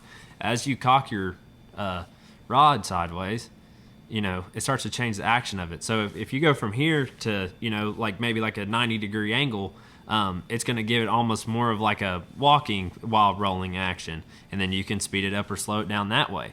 And then you can also turn it around and put your rod straight down and almost hit it like a jerk bait while you're popping it. And it'll give it also that walking, but more, it's like a walking plus so you went from here to here to here, and when your rod's straight down, it's more of like a walking and rolling streamline action rather than just all over the place or just straightforward. So that's something I do too. I throw it a few and I change my rod angle to see which one they like better that day. Yeah. Dude, it's funny you say that because I was throwing this high roll on the river Sunday with Cade Loffenberg and like throwing it kind of a certain angle. Yeah. And letting the current work the bait for me, right? And it was like the wind was kind of being weird, so I wanted to work it like this, but like with the wind and like the current will allow me to play with, and I didn't put that together till you just said it, but being that hang time allowed me to play with, and I just had to keep shaking it until one ate it. But it seemed like it was definitely, I don't know what was happening, but I think I never really even thought of it that way. Yeah, Luke. it changes the action of your bait for sure. The way you hold your rod and work it, and like the more slack you throw at it can change it. Yeah, that makes sense. Yeah, and like I've also noticed too, a lot of times when I go to a smallmouth fishery, I'm really my first cadence is like a super fast, super like whippy hard shake, aggressive when I'm doing it, and then I'll go down from there. When I'm going to somewhere that's largemouth dominant, I keep it more like hanging and more of like a steady, just roll back and forth like this because, largemouth will come up and eat on it quick, but it seems like largemouth more want it closer to their face and kind of just want to come up and to get it rather than smallmouth really like to see something erratic and run to it and hit it real hard. That makes perfect sense. So, I got off topic earlier. Yeah, that's probably my fault. No, you're good. I kind of forgot what I was going to say earlier, but what I was going to say earlier was I plan on going and fishing some tournaments this year on some different lakes down south and stuff. And I'm just really curious to see, and the live scope deal is going to change because you may only have a couple hours, you may have one day, whatever the case is going to be. But like, I'm really curious to see how some of those fish act on some of those lakes because I watch videos of people shaking a minnow and catching them. And like, I just shake this is horrible session because I'm just shaking my head. I'm like, dude, you wouldn't get bit here. I would love to go to a lake that's like, good and they bite good and see how well you could catch them, from the things I've learned around here. You got to come to Minnesota, my friend. Yeah. Yeah. There's we have a little more room for error. Like I might not be able to catch a bass in Kentucky. I don't know. I couldn't tell you. But in Minnesota, like you go to Mille Lacs, you got to do it right. Yeah, for sure. That there's places that get a lot of pressure, but it is, I think what's amazing to me is like, what you can do where is like how shallow and how non-scopy you can do that jig head minnow is amazing to me. Like that, I don't know, we were on Monticello Sunday or whatever and 2 foot of water. Oh yeah, I do that a lot. That's my favorite no place. Scope, just they eat it, dude. My favorite way to catch them on a minnow is on a light head and 6-7 foot or less. Yeah, dude. That's my favorite on flats. That's my absolute favorite way to catch them because those fish never get target for in that sense. A lot of times they're getting target winding, potentially someone dragging something or a topwater bait. But you can bump that scope up, which I never bump my scope up above 35 foot. I think it messes with the picture. So, even if it's super shallow, I keep it, at 35 foot or deeper. But I love catching them like that. I fished a regional at Douglas this year and got like a top 20 or something. And I actually threw 2 fish back the first morning because I thought the dead fish penalty was worse. And I hooked 2 in the tongue back to back. I wish I wouldn't have because like the weights were so tight, it would have completely changed my tournament. I threw 2 back that morning. But anyways, that's how I was catching them. And I saw nobody else doing it. And I was catching a ton of fish today. It was pretty crazy. Like if you throwed it like scoping fish on the rest of the lake that weren't up on them flats, they were kind of hard, not really hard to catch, a little bit harder, but those one of those flats is like they'd never seen a bait before. It's pretty cool. Dude, that is crazy. And I think it'll be interesting this year with like the scope rules being where they're at. Like in Japan, you mentioned them fish being leery on scope. I'm curious what you think of this because it's like we hit a key bite window. I catch a big one, shaking a high roll over it, and I go back up there. I can't catch him again, and he goes up and one casts the thing, bottom strolling the same bait in that fish's what he would call safe zone, which is that bottom 2 feet of the water column. And the fish was hiding on live scope. The first fish didn't. So I think that like I don't know, like on Tonka, it's pretty common. Like if you catch a fish and lose it, like it messes up the whole school. Like just leave, right? For sure. So I think it was a lot of like, if something gets caught, I think they know that bottom zone is just safer. It's maybe that they don't hear that pinging hitting them in the head. I don't know, but it's super interesting that way. These fish are supposed to be really dumb, yet they'll tell on you to their mommy. And you know what's crazy to me is I've been on some lakes that don't get any pressure, that like the fish aren't smart on them, and if it's not the right timing window, they still won't bite. It is weird how that works. Yeah, like it's just crazy. It's almost like I was talking about earlier. I don't think they feed more than maybe twice. You know, maybe that's not all the time, but in this time of year when the water's cold and they're trying to reserve their energy, timing's huge. Like I've seen where you get in an area and they're everywhere and you can't get one to bite, and then next thing you know, there'll be a 20-minute span where you win the tournament, and then you'll still see them and can't get them to bite again. But it's like there's just little windows that they'll fire, and it's like. And you can catch them. They act stupid for a little bit, and it doesn't make sense to me. But are you able to predict those windows at all? General? Yeah, if you fish quite a bit that week, or sometimes it'll go for weeks. And that's one of the only consistent things about a Highland reservoir. Sometimes the feeding windows will last a little while. Like usually there's a good one, first thing in the morning, and then it'll die off, and then usually there's a good one right before you go in. I mean, not exactly. I can't tell you each day, but you sometimes. Think anything with moon? Like, do you pay attention to I don't pay attention to any. Overfoot? There's a guy, an old man that used to have me, or he's not an old man, I shouldn't call him that, but he's tried to get me on that lunar calendar, and I used to pay attention to it a little bit, but I don't know. I kind of just, if I'm using live scope, I kind of just try to pay attention to how the fish are acting at the moment. Yeah, and I guess what are those indicators of how them fish are acting that tells you it's the right time versus the wrong time? To me, it's obviously movement or not. Like if they're not moving a lot, it's probably a harder time, right? How they react to your bait. Sure. Yeah. Yep. If you're throwing at them and they're not doing much when you're throwing to them, obviously it's not a good time. Yeah, I mean, pretty much how they react to your bait is a lot of it. That's pretty much the main thing. Or how fast they're swimming. Yeah, if they're not moving very hard, that could be something. If they're just out there floating, but every once in a while you'll get a random one that'll just come up and eat it.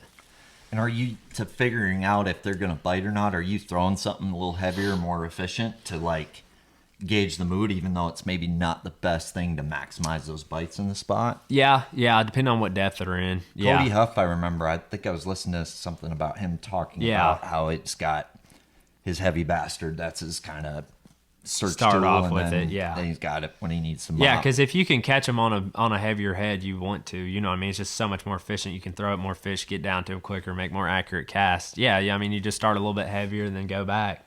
Yeah, because I mean, you're just seeing, is that fish going to move and act and engage with my stuff? Okay, it is. It's worth my time to wait 20 seconds for my 1/8 ounce jig to fall. He won't eat my heavier one, but he'll engage with it enough to know that I know he'll eat my 1/8 ounce. Yeah, right? yeah. I don't know. What's crazy is too, here recently I've started to notice that, and I don't know if it's just this time of year and I haven't picked up onto it or it didn't matter in the past, but I've started to pick up on the heavier head excelling a lighter head.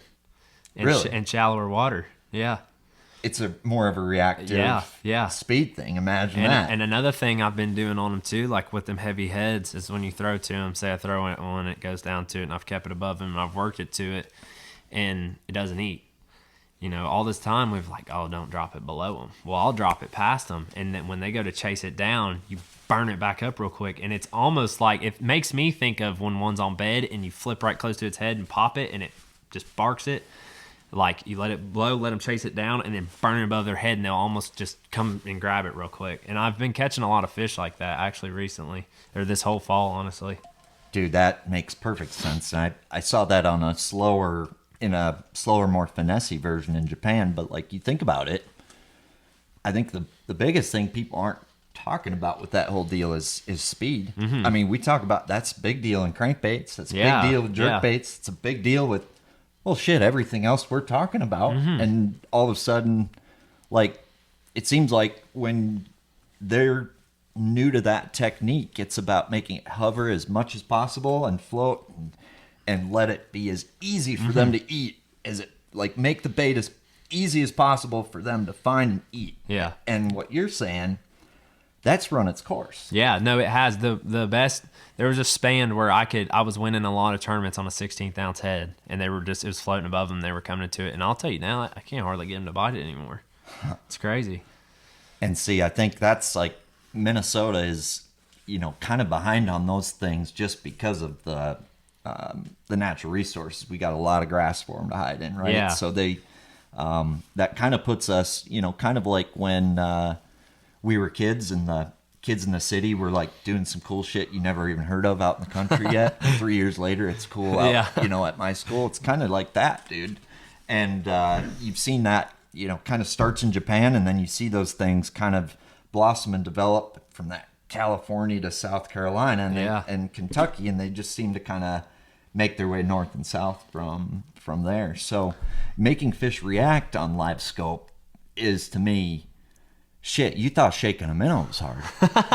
Yeah, seriously. Like, it's more technical yet. No, it is. It's you can go, there's so many ways you can go with it. Another thing I do a lot too on these lakes is I catch isolated fish on a jig, but more times than not, you have to catch them on a 3/4 ounce, and you could like a half or a 3/8. It floats too long in front of them.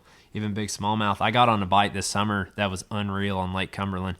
I caught many 5-pound smallmouth, and those little pumpkin seeds were spawning in tiny little gravel cuts. And I was taking a 3/4 ounce mop jig, and like nobody would throw that to smallmouth normally. Like, I'm talking like a real big jig. Daddy likes a big jig. Yeah. Mop jig is. Yeah.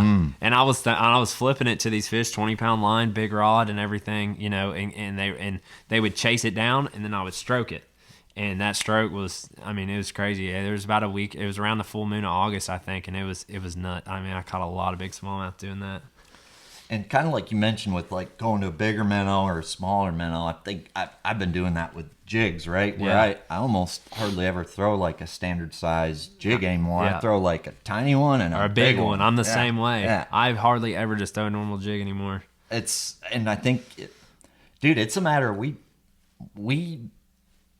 make fishing harder for us. Yeah, no doubt. Yeah. Like, if we would just lay off of them, but that just tells me you can only catch so many bass doing something. So if you're not doing it, someone else is. So you might as well enjoy it. Yeah. No, I know. Yeah, it's pretty crazy. I've been on that Uncle Josh pork chunk train recently. Dude. Man, you don't have to go through trailers. Unless you break the jig off, you're going to keep using it. I wish we would have talked sooner because, there's Japanese pork is like I've been seeing that night stuff. and day It looks better nasty. than it's the best pork you'll ever hear. I And watched nobody those throws videos. pork anymore. I So know. like Thorne got, I think 6 bottles in. I think I bought 2. Seth bought 4, but It I don't looks think so they've sold good. any others. But like, yeah, I don't have any pork, but I can get you some. I would fucking love to pork. grab some because I've been watching them videos of them guys. I actually think I follow a guy that makes them or something on Instagram. That stuff looks serious. Dude, pork's really big in Japan right now. Yeah. Like they're Nika rigging some pork. I think I saw that. Yeah, like they're doing some weird stuff with pork. They claim that fish hang on to it better. Like I told you, You seen the action on the pork? Yeah, it's crazy. Beautiful. It looks real. You ain't gonna make like there's not a zoom chunk that's made that looks No, like that. absolutely not. But it seems like, I don't know. I've tried it when the water's, I just think, too warm. It just was not. Yeah. It seems like it's a winter cold cold water. water deal. Yeah, the biggest largemouth I caught on Lake Cumberland this year, it was just a brown jig with a brown pork chunk off the back of it. Yeah. I seen her sitting on an isolated log on scope and flipped her. And, yeah. See, all this talk we're doing, and they still eat a jig and pork. my I know. friend. So it's like, what? Or a shaky head. Shaky head's hard to beat. I mean, why doesn't a guy just do that? Or can you just, does it seem like it's just, you can't necessarily win? It's just Certain times of year. You need the stars to align, right? And for that's sure. like that guy fishing a trail, right? He might win one event, might top 5 one event, but you have to. It seems like you have to. You can't just rock that one trick pony no more. No, you can't. And Although you have seen some guys find that bite. I guess if you're fishing the Elite Series or something, you could probably make that jig could probably take you to the Classic For or something sure. like that, or Yeah. top 30. But I don't think you're winning AOI that year. No, probably not. I don't think you're even in the top 5. No, you got to be versatile. You got to be Seems ready like it. for anything, I'd say. It seems like it. Like, it's nice to see that. I think like a Bill Lowen or that style of fishing could still win an event, but I think the days of like a Bill Lowen top 5ing AOI or a specialist doing that is, I just think they're over. But you might be able to blow the doors off an event due to your commitment level. Oh, no doubt. Right? Yeah. I mean, that's one of the scariest guys on earth. The guy that's going to go throw a jig all day long. Right. You show up He's to the here river, and the there's guy a- that shows up in a flat bottom or something like that. Like you'd be scared of that guy, not the $150,000 whatever. Right. Yeah, no doubt. So you go to the lake, and I think this is like a really cool process, and I think it's something that if anybody's going to a lake that has that pelagic nature to it, that through-hull transducer to me is the sneakiest nugget you might have given out. Probably not. You gave out some pretty good ones, but once you're done doing that, what's your process after that? So all through hole, and it usually the way the bait's set up in the water column, I can't really explain it. It would be more something I would have to show you. Depends on if I'm going to stop or not, and how much of it there is. You know what I mean? So after I figure an area that is right, I'm running. I see the right kind of bait. I see it in the right depth. For that day, whatever. Then I stop. So then I'll stop. Then I'll use my down and side imaging. I set my side imaging to 100 or 150, depending on what I'm trying to do. Usually my down imaging deeper than what I think the deepest bait is on the lake. And then I'll use that to cover a little bit of water and just kind of double check myself on that through hole. So it may only be, I may move 10 foot. I may idle for, 50, 100 yards just to kind of, double check and make sure which most of the time I know what I'm looking at on the 2D, but, I'll just double check. Sometimes you'll get fooled every once in a while on that thing. It's blurry. I mean, at 40 miles an hour, Yeah. You're not looking for detail. You're looking for, this is a good place to idle now. Yeah, so Yep. then I'll idle, then I'll dump it down, and then I'll go to looking around. So when I start looking around, I like to zigzag the area I'm in. Are they closer to the bank? Are they closer to the channel? And that's another thing that's crazy that people don't realize. You could be in the middle of a creek, middle of the main lake, and I've seen where those bait fish will only sit in the channel when the channel's 200 foot deep. Like, you get outside of the channel on either side and you will not see bait. But, like, they may only be 20 foot deep, but they're in the channel. And it's like that for a long time.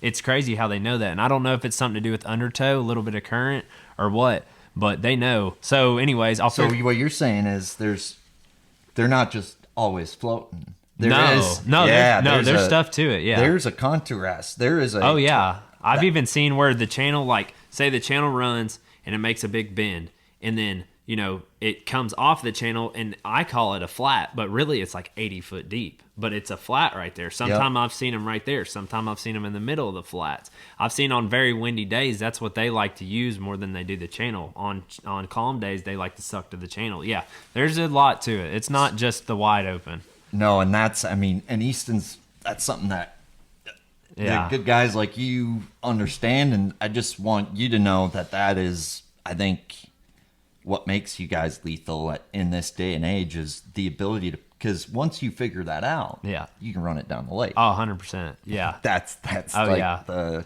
You can almost call your shot sometimes. And that's the on gangster a massive shit about body of water. Yeah. Because, now this whole lake, this big Highland reservoir lake, it ain't that big no more once you dial that in, right? Yeah, no doubt. I'm pretty sure Lake Cumberland's got more shoreline than the state of Florida or something like that. There's something crazy. Seriously, it's like it's got so much shoreline. But yeah, like for instance, the other day I had a guy in the boat with me, and we were seeing bait. I was showing him how to do the 2D, and he kept saying, "Man, why don't you stop right there?" I was like, "There's not gonna be no fish here." And he was like, "How do you know that?" And I just tried to explain that stuff to him, and he wasn't getting it, and he was like, "Are you not gonna stop?" He kept asking me, "Are you not gonna stop right here?" And I was like, "No." And then I stopped, and I said, "I bet $100 bill there's fish right here." And he was like, "How would you know that?" And I tried to explain it to him. He's like, I don't understand that." And we dropped the trolling motor down and went to catching them right there. But how would you explain it to? It was what I just was talking about, where the channel came off and they were on it's a flat. That makes sense. Yeah, it's a flat, but it's not. It's a flat, but it's 80 foot deep. Right. But for some reason, they're over there that day. Well, when you think about, and my buddy Andy and I were talking about this yesterday, it's like, and I understand this, I would say, like on a river with current, that is visible current, I understand fish positioning. And I think the challenging thing is, right, putting that scale that deep and that, and and then also not being able to necessarily see undertow or current Yeah. that's washing. I mean, it does not mean that current's not there. Most of the current that we're faced with as anglers is current that you can't see. There's always, I mean, aside from a couple of cases, there's always some sort of moving water happening. For sure. Yeah. And I think is there a way that, I guess, do you have any thoughts on that with like a Highland reservoir? Because there is, whether it's wind or the dam drawing or something to it, those fish are either getting out of or positioning near. Yeah. Or like that's, to me, it's a soft spot in the winter, right? They're wanting to be out of current Yeah. and have a lot of ability to fluctuate in depth. And that's why I think the channel swings get good, right? There's like a soft spot there. Yeah. Yeah. You know, I've seen the current isn't super strong. There's been a few times I've seen on some of these lakes where they're pulling it pretty hard, and I've seen them set up on points, you know, in the spring and stuff like that when the water's flooding and they're really yanking it really hard. I've tried to pay attention to that current deal, but honestly, on these... Hey guys, Aaron Teal here with Vocelka Fishing and Customs here, and excited to talk to you about my new signature series rod, the Puppet Master. My #1 confidence technique is by far offshore power finesse fishing, so we've spent a lot of time and a lot of years creating the perfect bottom contact power finesse rod, specifically designed to fish 3/8 to 3/4 ounce football jigs, tubes, swing heads, dragging a swim bait on the bottom, and any bait that you need to manipulate with your hand and land that fish. This rod is perfect for it. The big thing that we found that was an issue with other rods is they were either too crisp and sensitive, where they were too fast, or they weren't quite sensitive enough and they had the right action. So what Dane built with this rod is the most sensitive bottom contact rod I've ever held in my hands. But the big thing is, on a long cast, it's got the power to drive that hook home, but more importantly, it's got a parabolic action that's going to bend deep down in the rod to make sure that, let's say, football jig or goby tube isn't popping that smallmouth's mouth open and keeping that bait in the back of their head where it belongs, allowing you to have increased leverage and landing more bass. You're going to have to pry this rod from my cold dead hands. This is the Puppet Master. You can find it on VocelkaFishing.com or at Waypoint Angler Supply. Check them out. These lakes, they pull current a lot at night. Really? Yeah, it slacks off a lot during the day. Yeah. What assholes? I know, yeah. Like, And that could be why the nighttime bites a little bit better and they get up on the bank a little bit. I have no clue, but... well, they're not looking out for your guiding business doing that. If they just, like, you need to get yourself a Corps of Engineer friends, and you need to figure out, like, hey, buddy, I got a trip at, tomorrow. We're taking off at 7, and bite's been pretty tough, and I'm not sure how the day's going to go. Do you mind turning it on at about, noon? Yeah. Make sure our day's good, Yeah. right? Yeah. Is that, because that's what you see on them tournaments with Kentucky Lake. I remember, you remember Ultimate Match Fishing? Yeah. Kelly Jordan throwing a big Magnum spoon, just whooping everyone's ass on Kentucky Lake, but it was like you can catch them on it when they weren't pulling current. Yeah. Tennessee River's bad for that. Yeah, like seems like you could still get maybe one to bite a sea rig or something, but Yeah. it's like brutal. I think a lot of it too was, and people didn't realize it until LiveScope came out, which I haven't fished down there in a few years, but in theory, I think that it was probably more or less the fish setting up with the current. I think they would probably break up and spread out a little bit worse, or potentially suspend without the current, and then when it gets kicked up, they've set up better for you to catch them. That makes perfect sense. So you think if, like, let's say Kelly Jordan had live scope back then, you think he could pick more off in between the windows? For sure. I mean, maybe not exactly, but I think, yeah, they would set up better for you. Definitely. Sure. I think the other fascinating thing that I kind of want to dig into is smallmouth fishing, just because it's so prevalent up in Minnesota.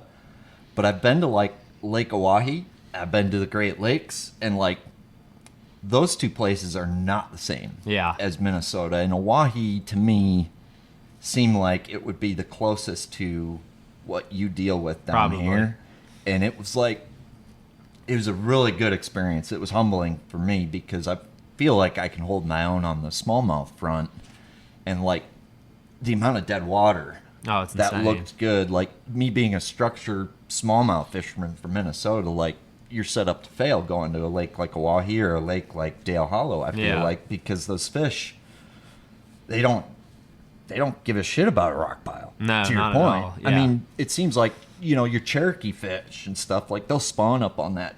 Yeah. Like, we should be able to catch them when they're spawning, but I think without live scope, I don't think a Minnesotan would have a chance on a tournament in Dale Hollow pre-live scope. Yeah. Like, between you and me, they wouldn't know what the hell they were doing. It'd be tough. Yeah, these fish, they don't like to set up well. They're just very pelagic, and like More they don't like do a this- spotted bass. It's like, yeah, and they don't do the same thing twice. Like they do the same thing twice, but not like in, you know, day to day, you know. what do you notice? Like, I kind of want to talk general smallmouth stuff here. Like, what do you notice when it's like sunny? What do you notice when it's cloudy? Best when it's sunny. Best when it's sunny. When you're live scoping.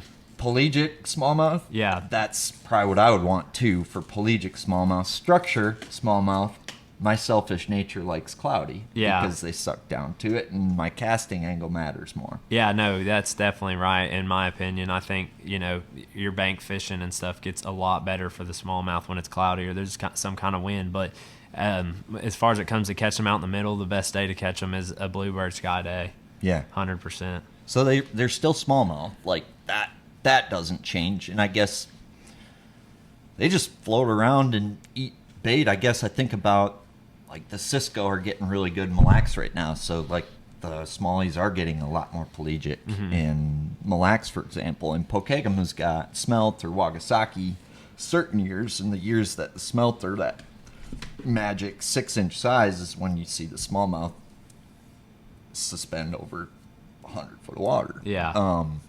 And largemouth get way deeper than smallmouth do. What? Oh, yeah.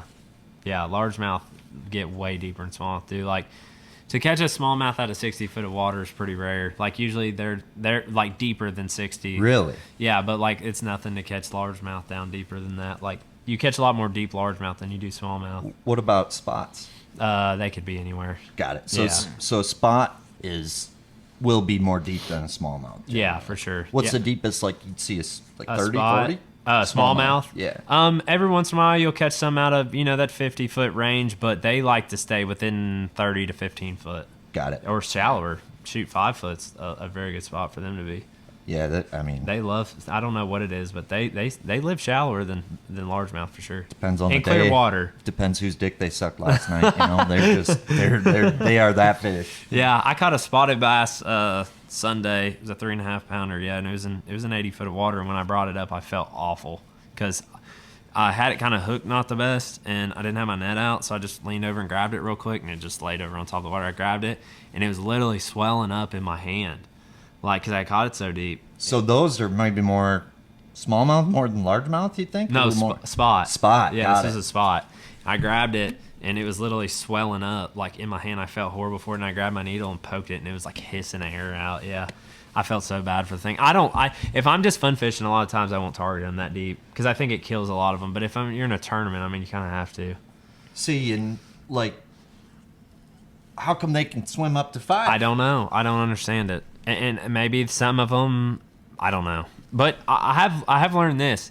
If you can fin, like, I know people Fin clip 'em? People try to say that fizzing's better.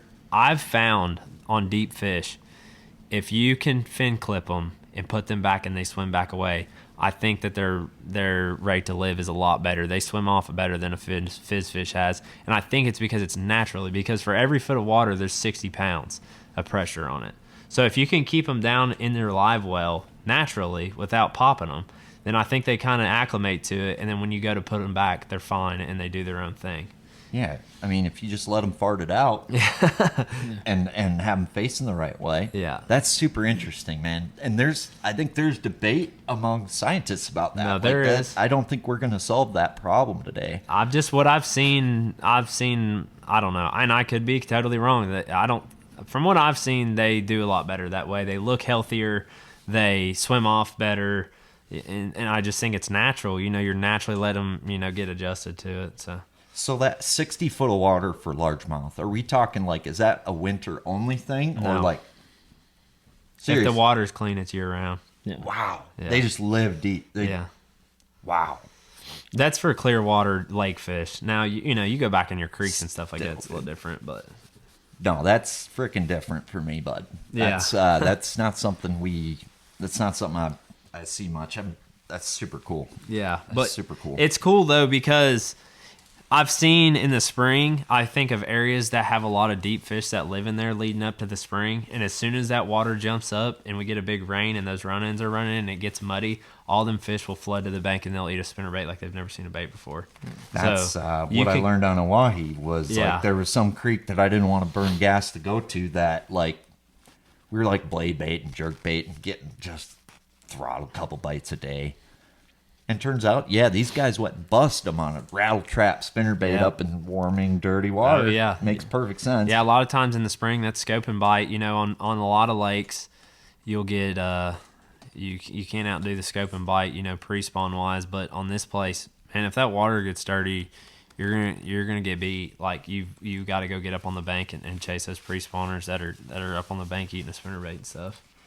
And I got to be honest, there was a lot of people that absolutely just hated on bass fishing after this tournament, but I thought it was like one of the coolest things that like was unlocked for a pattern, and it's just not the way we were taught to think as bass fishermen. Was that tournament Kiowa Fujita won? I think it was Toledo Bend, where the weather was shaping up and it was like looking right for that like Jason Christie to bust him on a spinnerbait on the bank, and you're like, you look at the weights. It's not happening. It's not happening. It's like he's shaking a minnow out over 30-some foot.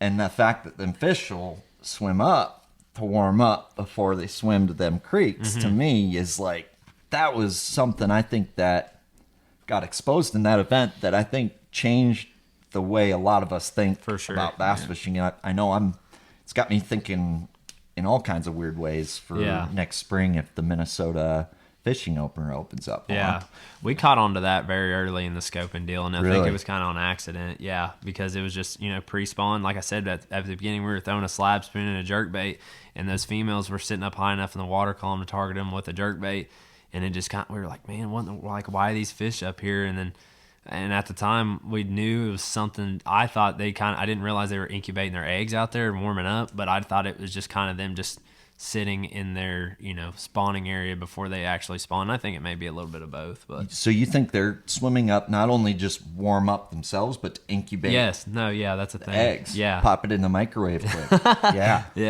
Warm up the Velvetas. Dude. And I almost wonder, incubating the eggs thing is what I didn't think of. I just thought it was like fucking cold, swim up there, that's. And you can tell even too, like if it goes from a sunny to a cloudy day, they won't be there on a cloudy day, but on a sunny day they will. So they just go back to kind of a winter, more just towards bottom. Yeah, kind of lay a little lower in the water column where it's probably the same temperature as it has been all winter, I'd say. Because I can't remember I know there was some sun that week, but did they have a cloudy day? Like, in that tournament? Because I can't remember. Like, I'd love to look back and see, like, is it cloudy? And did Kiowa, you ain't going to see much. But does his jig head look heavier, or something? Yeah, I don't know. It's hard to say, but he's probably my favorite fisherman, I would think. I mean, I've got a lot of old classic guys, that I like, old school guys, but man, he's really smart. I've got a lot of ideas from him. I mean, I can't understand a word he's saying, but I like to go back and watch replays and stuff and take stuff from him. But like the whole short leader, big line kind of deal, I got onto that a while back and everybody thought I was crazy. Like I remember I caught a big bag of smallmouth and largemouth one day, and a guy that's really good down there, he said, he's like, man, he said, I can't keep them on. And I was like, oh, what you doing? He's like, man, I'd let them fight and go to net them, and they'd come off before I get them to the net. I was like, I got you. I was like, what pound test are you throwing? He's like 6. I was like, well, I said, I'll be honest with you, man. I said, I'm throwing 17-pound leader, and I'm getting them above the water and horsing them in with my drag down and getting them in. I mean, if you watch videos of Koya, like on St. Clair and stuff. Oh, he ain't fucking around. That's what I'm saying. So I kind of caught on to that and started trying it, man. And like, but you only can do that if they're eating the bait good. If it's a funky day and you're pulling a bunch off and they're acting weird, you've got to be a little bit like, you can throw the big line still and get a good, but you got to be a little bit easier with them. But if they're on go mode and you're catching them, dude, freaking get the hook in them, get them to the top of the water and horse them in and flip them in the boat. Don't even touch the net. Well, like if we're talking about like a Zager shad or a Galapagos steer ride, right? That 6-inch bait or something like that, or even a 4 or 5, not a super like a finessey one, but not like 16 pounds going to be fine on that. It's like this high roll. That's a different It's, situation. you know, 12. 10 works great. 12 you can get by with, Yeah. right? So, but even 10 or 12, you don't typically, you can No. kind of horse them a little For sure, bit, yeah. you know. Especially if you're throwing some like something that's got a little bit more diameter, like some 100% Berkeley fluorocarbon or something. Mm-hmm. Sometimes when I downsize, I'll go to that just because the diameter is a little bit bigger. I mean, unless we're talking open water, clean water, smallmouth, where I'm not shaking something and I'm really moving like a little minnow or something slow, that's the only time I'll really go less than 10. Yeah, I could see that. Yeah. But I think that's what's interesting is that heavier fluorocarbon actually is going to sink more. It's going to have more weight. Like you think about fly fishing line, right? I actually think it might help the bait stroll. Oh, it in definitely Koya's does. mind. No, And what do you think 100%. about that? Yeah, no, it's your baits. It's a lot more reactive for sure. You get a lot more action out of it. Why than is if you're lining that, it. in I don't your know. mind? I just think, man, I don't know. I don't know if it's just the responsiveness of thicker diameter line, like cutting through the water. You know, like if you got real light line, you know, when you're moving it, it's cutting through the water very easily. Like almost like thin braid grass, but the thicker it is, there's more resistance to it, so it potentially gives it a little bit more responsiveness. I think so. I That mean, makes that's the only thing perfect I can sense. think about. We'll pull a crankbait through the water and then a swim jig. Exactly, yeah. You know, same kind of general thing. And you think about that braid's thin. So you've got something that's cutting easy and then something fighting that thin braid that's cutting. Think about a guitar string, right? I mean, it makes sense. And I think, yeah, I'm always learning stuff with that. And I think that watching Kyoya do that with the shorter leader definitely changed the way I think about it. Yeah, too. 3 foot's the longest I'll make my leader, and that's only because I've got a FG knot, and I don't want to have to retie it in a tournament if I get a nick in my line. My ideal leader is about 1.5 feet.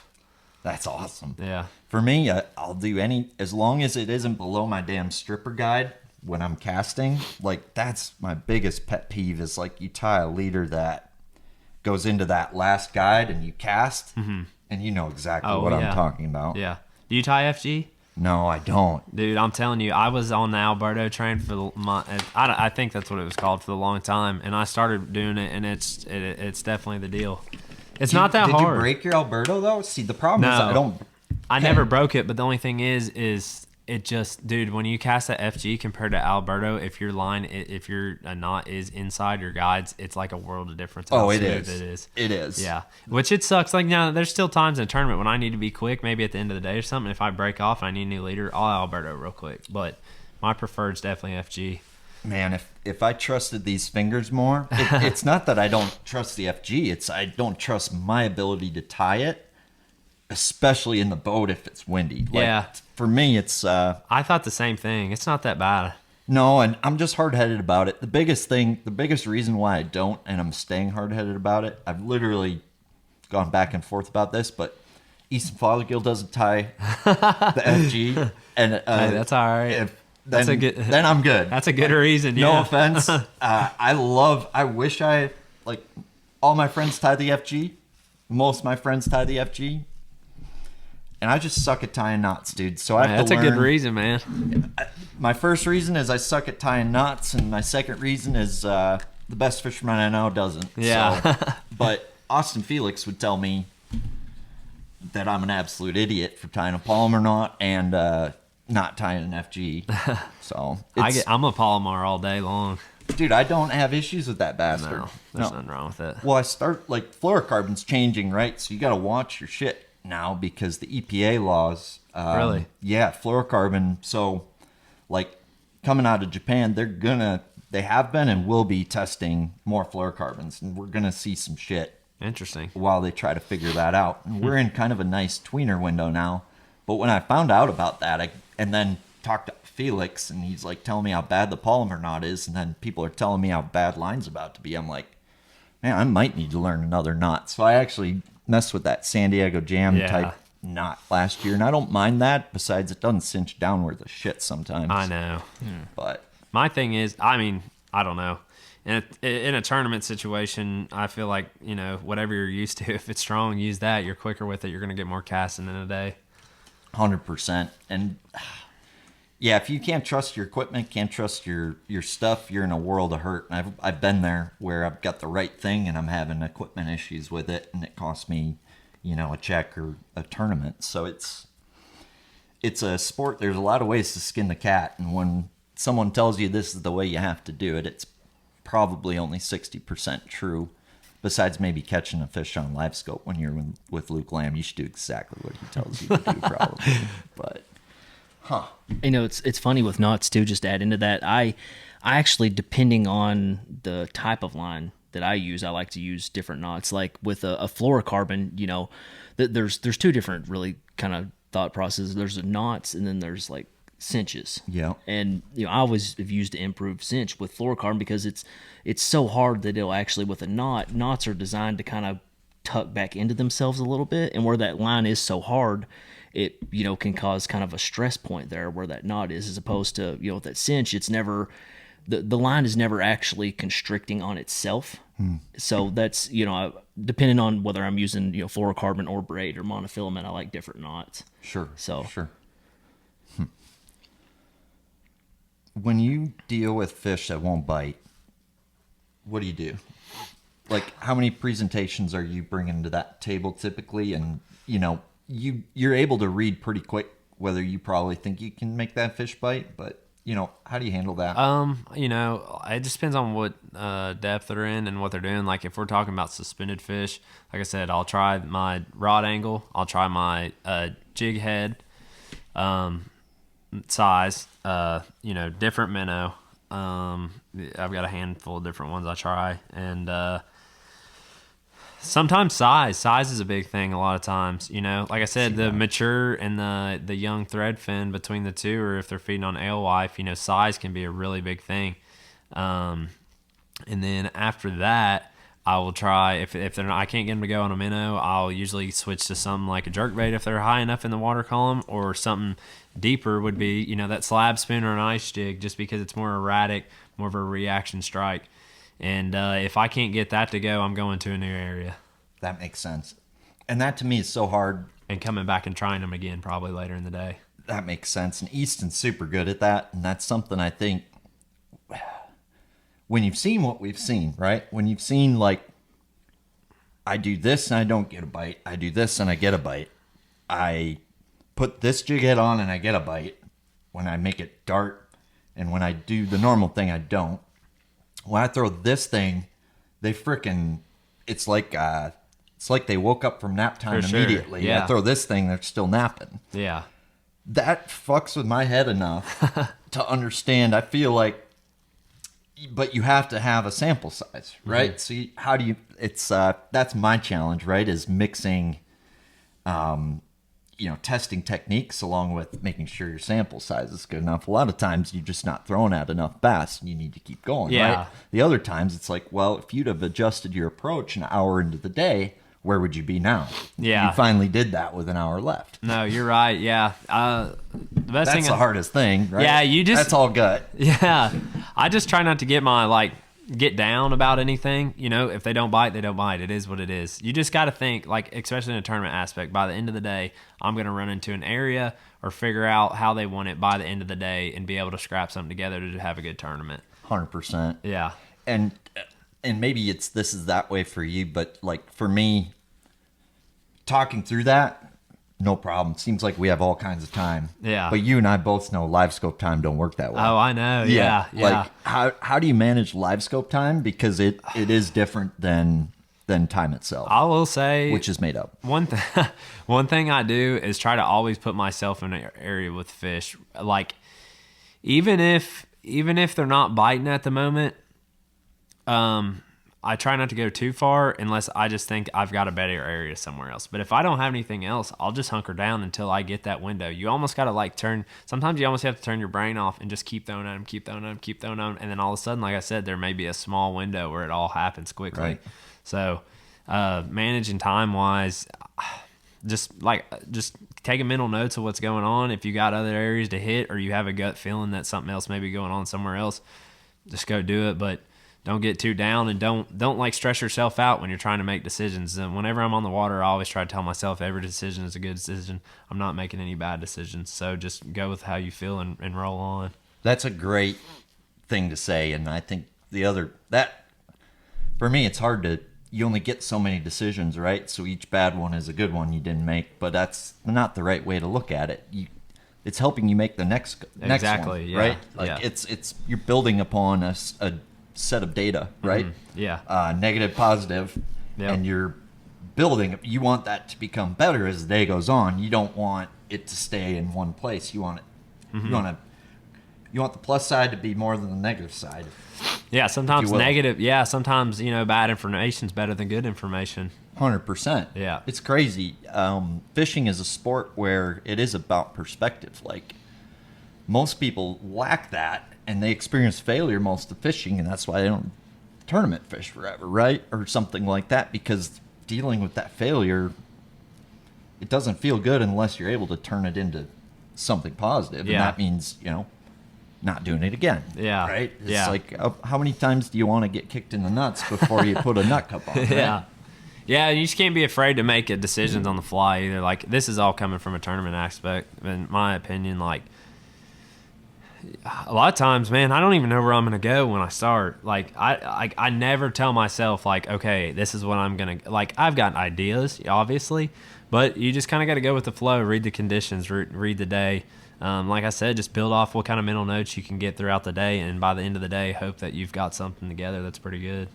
And that, to me, is what makes Southern Boys truly special. And I think that's like the difference between East and Fothergill and the rest of the Minnesota boys, was that immersion in what you said, which is pelagic pure change. Yeah. Like, so that mind, like where I come from, no, they live places. Like, Yeah. there's spots. It's structure oriented. Like, it goes down here or it goes down there, and like, you find a group of fish and you probably want to think about starting there. Yeah. Like, and they're probably going to be there. You might need to change how you make them bite, or they might have moved a little bit, but like, that mindset is so hard for people like us, just because of, I think, the environment we were raised 100%. to compete in. And I think I look up to that. I think that's such a good way of thinking, and I feel like I've been set up to naturally not think that way, and it's not an easy thing for me to do. It's tough. Like, I've had guide trips where people are like, what are we going to do today? I'm like, I don't know. And We're they're gonna like, go to that spot we caught him last year. yeah.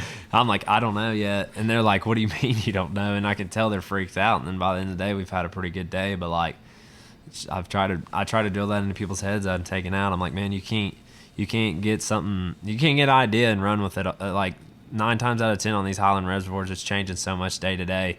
Other than a few times out of year, you just got to keep an open mind. Like, I keep a rod locker full of stuff. I don't, a lot of times, I might weigh them in on a few different baits, but every once in a while there'll be that time where, I've got to go throw a crankbait, on points or whatever, and you just can't be afraid to, be versatile.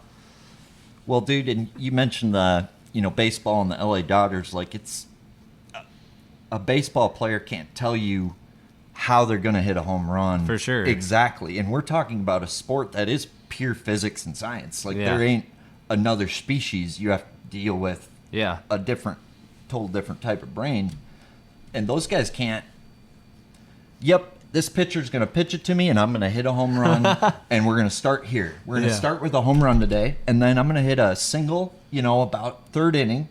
You can't do that. No, absolutely not. And I think getting yourself to go into the lake with that process each day is hard to do, because you want to have the best day you can, which in human nature is to want to control that outcome and be less relaxed. And I think I have a natural tendency to be that way, to want to control my outcome. And I think that's when you need to listen to some Carrie Underwood, let Jesus take the wheel a little bit, right?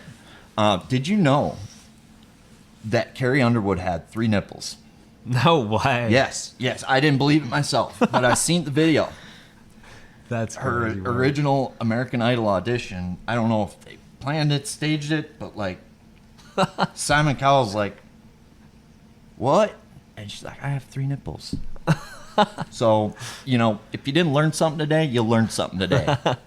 You know? That's crazy. Anyway, but letting that, because you care about what you do, dude. You put everything you have into this sport. For sure. And that tournament means a lot to you, right? You got a qualification on the line. How the hell do you get yourself? You almost got to not think about it. Dude, I would have to smoke 12 joints. Yeah. I don't know, man. Like, how do you? It's. I think it's. There's people who are built for that. I think elite level, right? And as much as I would love to be, I think I think I'm a good fisherman. But you look at Jay Shakur, Easton Fothergill, Jason Christie. These guys don't get phased by shit. Yeah. You Like, almost you just got to could go up. You could walk up to Jason Christie with a hatchet and say, "I'm gonna kill you," and I bet he would just look at you, like Stone cold. dude. They don't. There's a steadiness, or there's a temperament that makes a good bass fisherman. Yeah. and it's kind of a not. It's not like a Conor McGregor type personality, if you will. It's a pretty mellow dude. It's not your average YouTuber personality that's the best bass fisherman. It's autism. It's mental stability. It's like not being too wiry. Yeah, no. I always just try to go out there and just, I guess maybe just, know what your job is and don't think about the rest of it. Do you meditate? No. Interesting. So you just tell yourself every decision's a good decision. How do you get to, like, for me, I don't need coffee like tournament morning. Really? I'm wired. I Yep. usually drink either some coffee or energy drink or something. I used to, and I think it would like, Yeah. yeah, I'd look like a Parkinson's victim. So like getting yourself to calm the hell down. How do you do that? Like, you I've seem just like always, there's yeah, people I've just that are always just been fucking good calm. at it. Yeah, I don't know. I don't really try to or anything. Just, I don't know. So if you weren't born that way, you're gonna have to deal with me, and we're gonna have to fight that, and we're gonna have to figure out how to calm ourselves down. But if you have this guy's temperament, you're halfway there, I'd say.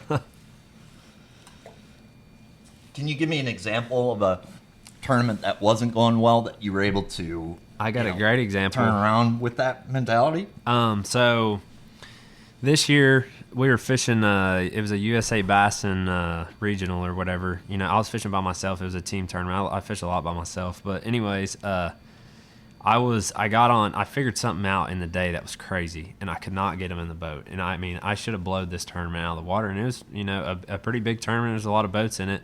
And if you got a top 30% of it, I think you qualified, and then we'll fish for a boat, a bass cat on Kentucky Lake this spring or whatever. So I didn't have a bass at like 10 o'clock. It was over at 3. I was decent away from the ramp. And I was throwing a minnow at some smallmouth most of the day, and they just weren't wanting to commit to it. Well, I reeled it away from one. I throwed it one, and it didn't act good at all. And I reeled it away from it, and it chased me in real quick. Well, when it did, I burned it away from it, and I had a spook laying out. And I grabbed a spook and throwed it to it. And it was like a 5-pound smallmouth, and it eats it. And it comes close to the boat, and it jumped real big. And when it did, I just tried to swing it, hits my graph, goes back in the water, comes off. And I knew that was going to hurt me because you can't lose a fish on Lake Cumberland, especially a 5-pounder. And after that, I was like, what's this spook deal? So for the next hour, the bait was set up right in that area. And I literally probably had 6 or 7 more instances like that where I would throw the minnow to them in 20, 15 foot of water, bring them up to the top, burn it away from them, pick the spook up, throw it back over them, and they were destroying it. But you couldn't throw the spook first.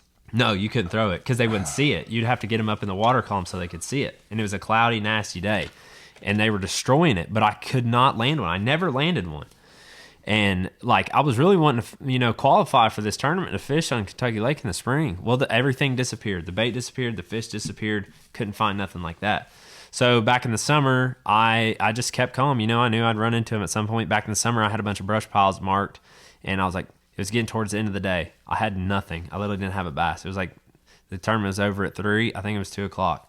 I was like, I'm about to go hit a brush pile real quick. I pulled up on the first one, caught one. I think I went to the next one, lost one. So I was like, okay. So I started looking at my graph and looked at what brush brush piles in that area of the lake I had marked in that depth of water and ran them. And I can't remember how many pounds I caught, but I think I caught I had time to run maybe 7 more piles. I caught a fish out of each one and ended up finishing like second or third in the tournament. So I guess just keeping a level head and staying confident and just like that's what I try to tell people. You're already out there. Why give up? You know what I mean? Like what are you going to do? Just put it on the trailer and go home? Like you might as well keep going until the very end, whether you catch them or not. Dude, I think the great bass fishermen are playing 4D chess right now, and you just kind of outlined that. We saw it this year at the Classic with Easton. Like, that's not talked about. Like, using 2 rods to catch 1 bass. Yeah. Like, yeah. You couldn't have, like, that's a situation where you couldn't find that you could catch a bass with 1 rod, but you did find that I can use these 2 tools combined to catch 1 bass. Yeah. Can you think of like a time or a time? All I can think of is flat, like fishing smallmouth on flats, and you're having the guy up front throw a spinner buggy or a fluke, calling them in, and most of them aren't committing, and you're picking them off, sight fishing them once they get around the boat. That's the closest thing I can think of to like me as a kid or growing up, utilizing 2 rods to catch a bass. But to me, that just shows. I think it shows just how intuitive of an angler you are. I know that's like the reason Easton won the Classic is because he figured out how to get them out of the tree and make them bite. Yeah. Like, while most people are like, fuck, they're not biting. It's like, well, no, I got to pull them over here and then they'll bite. Yeah. But I got to do this then. I've actually... that's fucking gangster. Another thing I've done too is pulled them off the bottom with a minnow and then turned around and once they come up off the bottom, caught them with a jig or an eco rig. See, dude, and that to me is... I hope you guys are listening because that's some next level stuff, dude. And that, the amount of time it takes and the amount of effort and your hard work figuring that out, I don't take that lightly, dude. And I appreciate you sharing some of that stuff because, like, we live in a world where we get all this shit for free and we take it for granted, right? And there's people out putting blood, sweat, and tears into that stuff. There was a guy who scanned all of Mille Lacs and found every boulder all by himself before Navionics came out with a map that showed all of them, right? And it's like, I just want to show appreciation for that because I've figured stuff out through blood, sweat, and tears, and there's nothing more rewarding, than that. And I can tell that's why you love it, and I think that's why you're having success, dude. Is you're figuring out, little details like that, and everybody who's saying like, freaking Japanese this, Japanese that, like just throw a Z2. Blah. No, the details matter more now than they ever have, and that's not going any other direction. No, for sure. Yeah. Another thing I like to do too on these Highland reservoirs is which I don't mind share, but I'll around the spawn for the smallmouth, I'll throw a big swim bait down the banks and let them show themselves, and then I'll mark them and come back to them and catch them on a bottom bait. Okay, that's a great example. It's the glide bait because thing. you can't see them on these lakes spawning. I think I've maybe ever seen 2 smallmouth spawning, like good ones. Dude, I think that's like people who are sleeping on glide baits. To your point, yeah. If you're a bass fisherman, I don't care if you don't catch a glide bait fish all year. There's a good reason to throw one, and it's at the end of the day, fish with us scoping them more. What I learned with Japan is, guess what? They're going to be hiding more. Like the more that spot gets fished, the more they're going to suck to bottom on it, right? So if you can get that fish to show themselves, like the best practice tool in the world would be finding all the 10-pounders and not hooking any of them. I'll give you, yeah, Like, seriously. Like, tell me another bait that will show you every 10-pounder in the lake and, on a sunny, calm day, won't hook any of them. And on a cloudy, maybe a little windy day, a little rain, there's going to be an hour where you bust the biggest bass of your life. Yeah. Like, that's not being talked about enough. Yeah, and another example I can give you is when they go post spawn on these lakes, they school up in the back of docks on cables and brush piles and stuff like that, deep. And if they've been pressured, a lot of times at the beginning you want a flutter spoon because you can get it back to them. Well, after they've been pressured, they don't like to eat the flutter spoon. On a boat dock? Yeah, like way back in there, yeah. And we'll Some redneck shit. I like it. we'll flip that flutter spoon in there and get the school coming to it because they'll chase it out, but they just won't eat it. Burn it away from them, and then flick a minnow into them because they get to where you can actually target them. Because when they're back in, up underneath, I'm talking way back in behind docks, you got to have something that falls backwards. Well, they'll get their attention, bring them out, burn it away from them, flick a minnow on light line inside, or a heavy line inside the dock, catch them like that. Yeah, we don't fish docks like that. We don't got docks like that Yeah. where I'm from. That is so cool. Yeah. And I think just it's a beautiful sport, my friend, because how many people could have fished that dock, right? And maybe skipped a half-ounce jig under it, right? And all of a sudden you could go up and be like, throw 1 ounce big spoon at this dock. Like, Yeah. And you get a total different Yeah. reaction, Yeah. from those fish. And I think it's the more we learn, the less we learn, and like the more I feel like we don't know. Like I feel like, and it's always changing. So what you know today, works today is I think not going to work tomorrow. And you see this new wave of bass fishing is like bass fishing used to require a closed mind. It seemed like more of a closed mind. Like you had people who used to be able to say, I'm going to do this. Yeah. And it's going to work. Yeah, literally. I'm Jason Christie, and I approve this message. They will eat my spinnerbait today. I promise you. But that doesn't happen no more. Doesn't seem like it anyway. Not much. But where do you think it's going? Like, so I hear, talking to Nick Dumke and seeing, like, Pickwick, you saw, like, record weights on Gunnersville and Pickwick, throughout the winter, throwing the old jig head minnow. Yeah. Soaking a minnow, shaking a minnow. And then all of a sudden, after a lake receives, and I've learned this about Tennessee River lakes, like they're pressure driven. Like the lake that's good is really good, but it gets the shit kicked out of it and then it sucks for a while.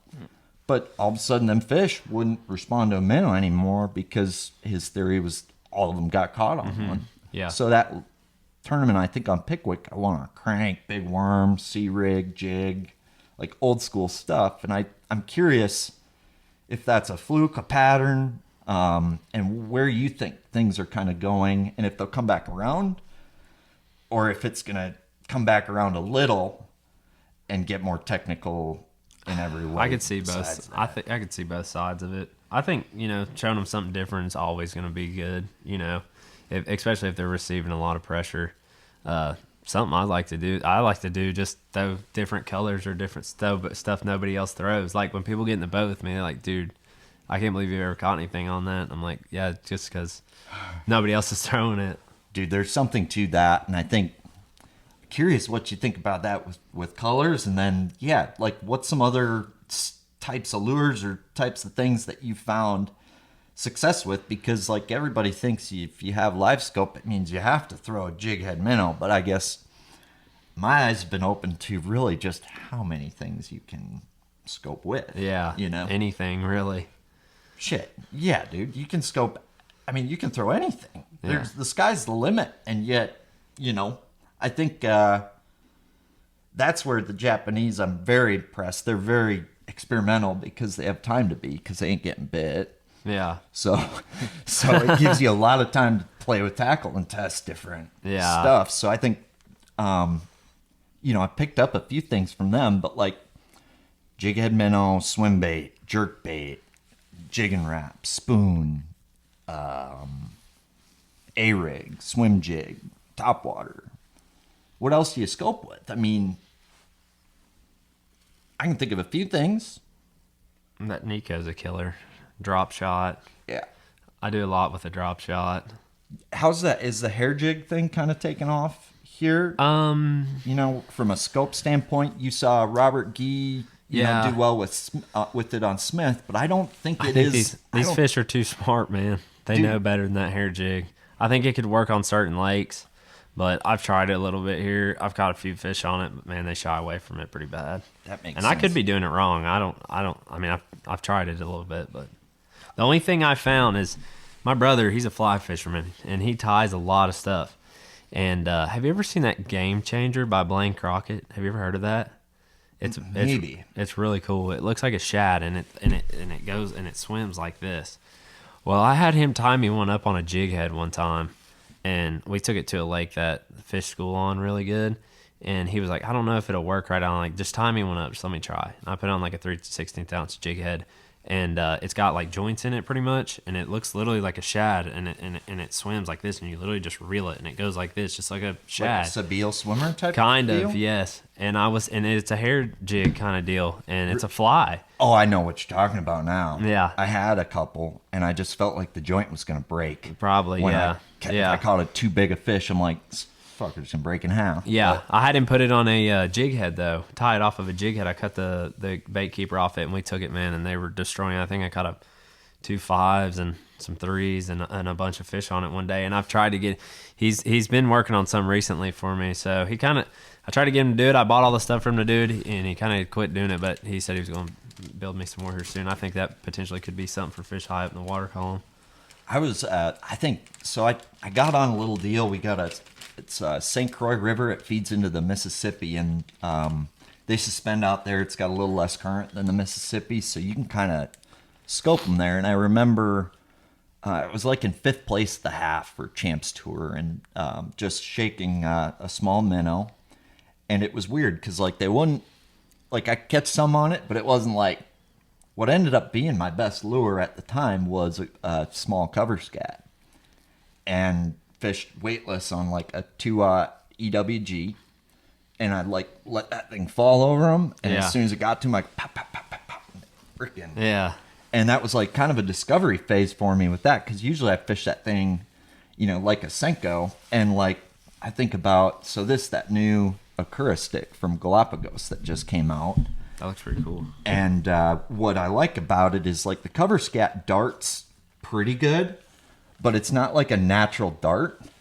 So like that thing with the keel side down, that thing shimmies. I wonder if you could stroll that. I mean, so what they do with it in Japan, and what's cool about the bait, Kato, he designed it for B-Wall, is they fished on a darter head, 1/2 ounce. So you got this flat side. So flat side down on a jig head. Okay. And I can get that thing to go 3-4 feet each way with a 14-gram Fujiwara Mungan head. And before we would leave a spot in Japan, he would have me do that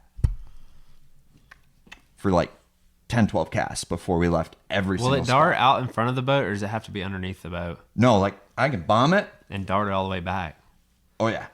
Ooh. So like this is designed to be like more of a bottom dart. So like up north, we crack a tube and it freaking does that, and a jig and wrap Yeah. does that, right? Yeah. So for this thing, let's hit spirals on slack line, hits the bottom.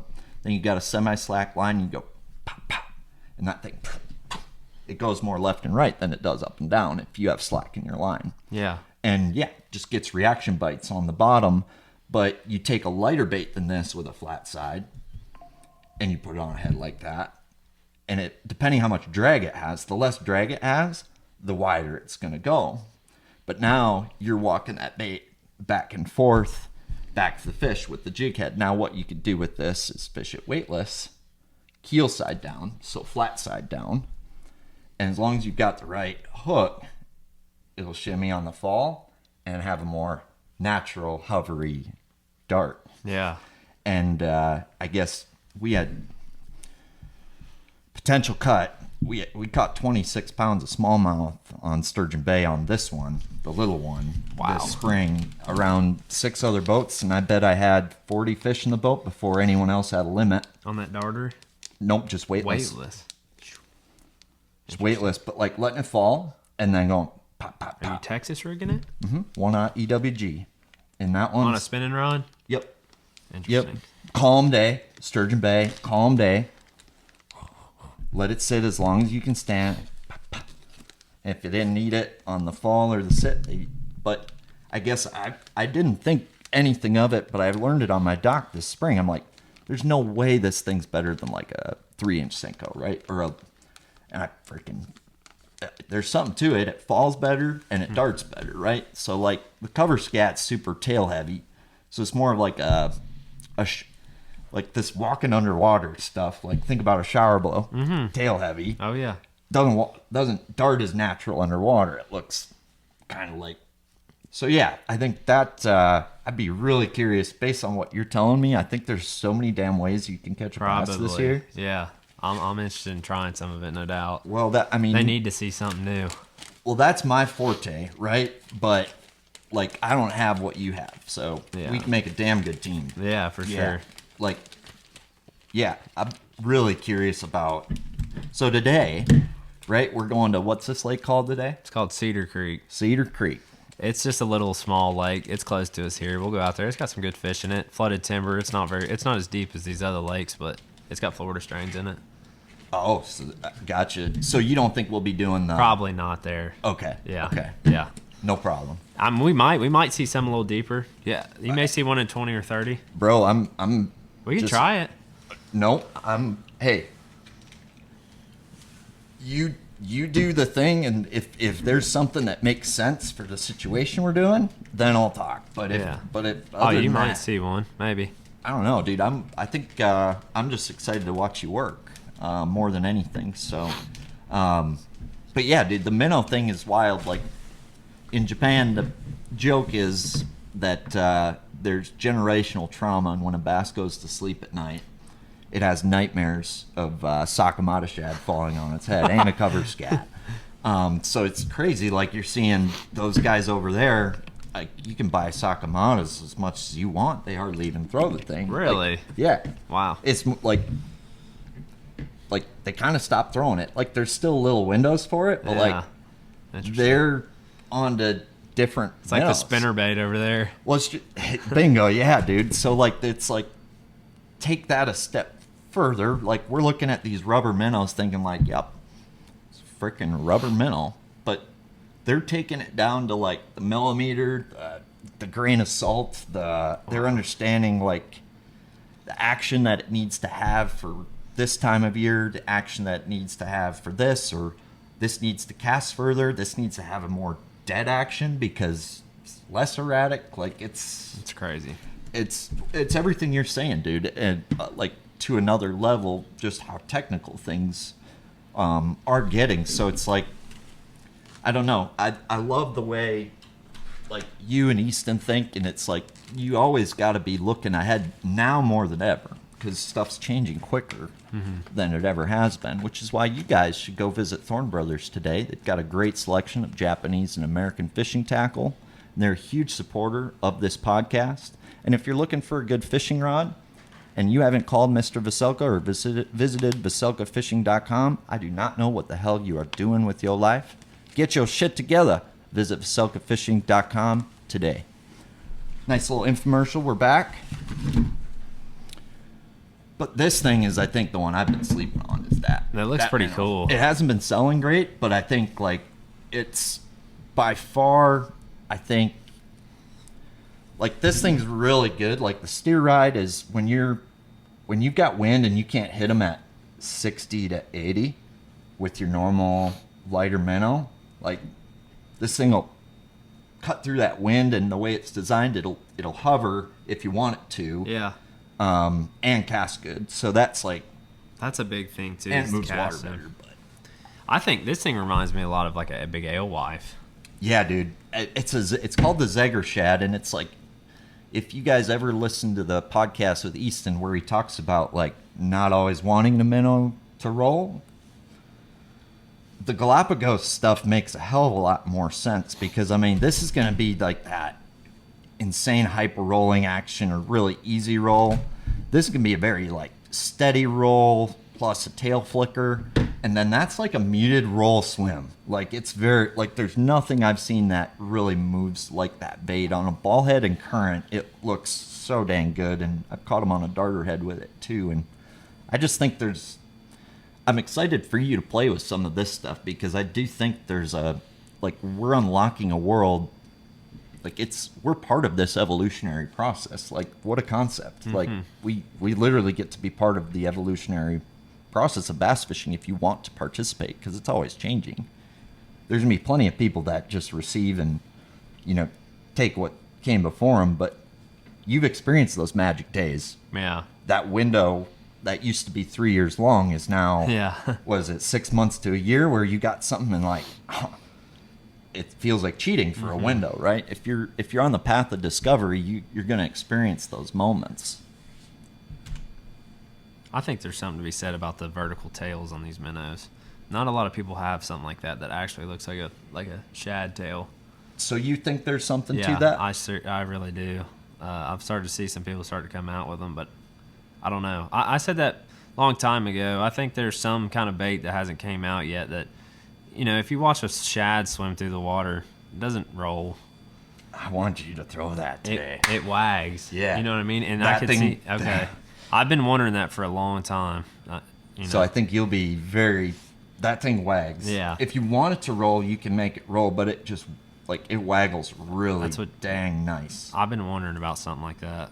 And yeah, it's so what they'll do in Japan with both that and that is free rig them too. Okay. And like, I could see that. yeah, but like you have to keep in mind biwa, and I learned this, right? It's more like Florida. Like Florida is a state where slow usually works better than fast. Yeah. Right? And I think Japan was a lot that way in a lot of senses. For them bigger Florida strain biwa fish, I do think they aren't the same speed of fish for some reason. He wanted me to work my shit really slow when we were there. So, I've heard that place is tough. dude, I bet I threw at 20 fish that were over 10, and I bet I threw at 30 between 5 and 10, and we Wow. caught 3 bass all day. Really? Sounds about right. Yeah, I mean, it's just like everything matters. To your Yeah. point, like 150 boats didn't weigh more than a bass or two. Wow. Fifth place had 15 pounds for 5. We had 16 something for 3. Yeah. The leader had 36 pounds for 5 with an 11 pounder. Oh my God. So it's like who's gonna figure out biwa? Who has biwa? It's like they're a special level of insanity over there. I'm like sure. there's a reason that there's not as many people bass fishing every day in Japan. It's because it's a special kind of like, it's a different, like, conquering biwa and being the best on biwa. That's a worldly accomplishment. I'm There's sure. like, if you're the most consistent angler on the hardest body of water on planet Earth, I present you Koya Fujita, because he was the best on biwa, and that's before he came over here. And like, there's guys who are like that, and cracking that code means you catch 36 pounds. Not cracking that code means you catch potentially 0. It's crazy. So there's not a lot of fish in that place. There's a lot of fish. They're just really smart. It's just that they're not pelagic. You've got structure kind of all around a very big lake. So there's not a lot of places for them to hide. And then, like, don't they just go afloat? He said no. So That's I weird. didn't go look myself, but Yeah. I feel like there's got to be a floating aspect. But You'd think, or maybe on the bottom, flats on the bottom, maybe. they definitely like to use bottom and structure over there more. It Yeah, seems like that's something I do a lot with the minnow. You just barely see them crawling across the bottom on do nothing stuff. Yeah, and then like the glide bait's huge on biwa. Like, I'm sure. you have to have one on the deck for multiple reasons. Like, they don't search with anything else. Like in Japan, like, you're searching with a glide bait, and if not, it's because they're trying to catch one on a swim jig or something like that. But like, he had me throw that big Grace 280 for probably 40 to 50 casts, Wow. and I was doing it not like he wanted me to do it, and I watched him do it, and it was like, never seen that before. But dude, it's just fishing's a beautiful thing. And I'm glad we don't have to fish in Japan every day. Yeah, that could be brutal. And then yeah, the bottom stuff, but an eco rig still catches them in Japan. Like, there's techniques that, but the mid strolling thing, like, you can't do that in the summer there and catch them. That's like a Really? fall winter deal only. Yeah. Yeah. Huh.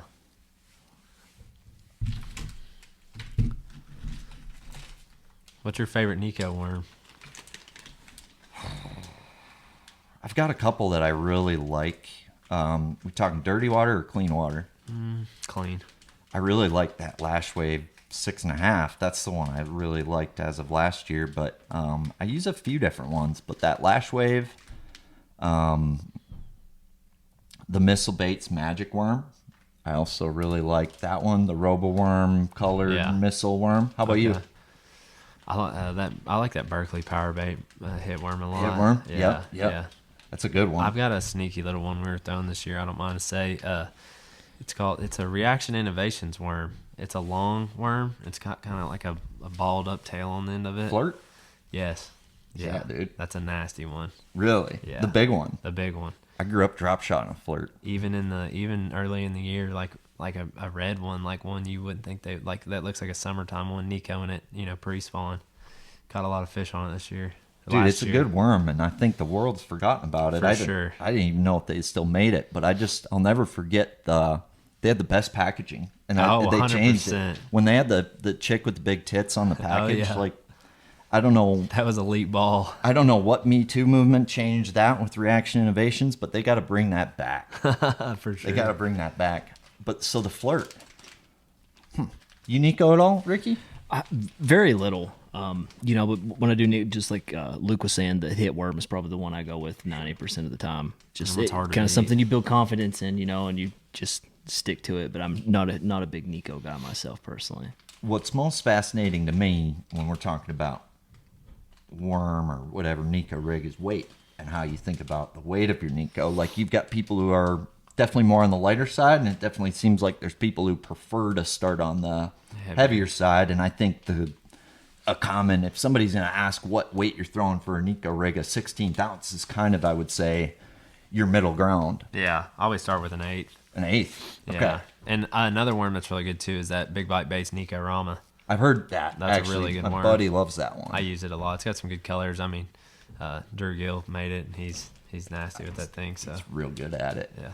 I've heard good things about that Crush City one too. And that's a good one. The janitor. Yep. Yeah, that's a good one. I've caught some fish on it. I love that. And I don't know what it is, that Missile Baits Robo Worm. I need to try that one. If they're wanting that more like morning dawn color, like if you want to throw in more good morning dawn color in a Nico worm, that's the only one that makes like the true Robo Worm, like morning dawn style color. Have you tried So, Nico in any creature stuff?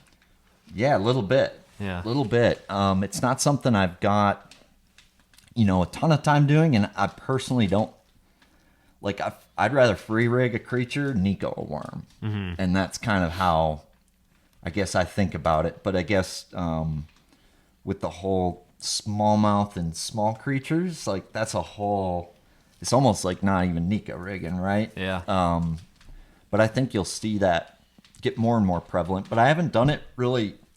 I've messed with it with the bluegill baits, and I don't like it. Right? It's not my deal. Yeah. How about you? Not really. No? I've tried it with like little brush hogs and stuff before. Caught a few fish, but I haven't done it a whole lot. I think it'll catch fish, but it's just. And I bought some, and I haven't really got good with it, or I haven't caught anything on it yet. But that flip gill, the Norris flip gill or whatever. Heard good things about it. That's what Taku was catching on Smith Yeah. over those brush piles. Nico and that. Yeah, Nico and that. I want to play with that some more. I think if you could if you put the hook in the right spot, I think he was doing it. I mean, he's either letting that thing spiral onto him into a brush pile or something like that, or he's Popping it above it or something. yeah. Which like what them Japanese folk can do with a flat bait, like based on how they rig it, is like they've got like that bull flat. How that Depth's bull flat was invented was like for the hook to go midway through the bait, nail weight, shake it, and it moves. Like you throw it this way, Really? and it moves that way. Yep, and they're shaking that bull flat, right? So you could like look at a bluff wall, right? And throw down, sit, 90, 45 down it, parallel it. Like so I know with the flat baits, like that's a thing, and there's things to be done with that, and I know for a fact that there's a triggering mechanism to a spiral fall.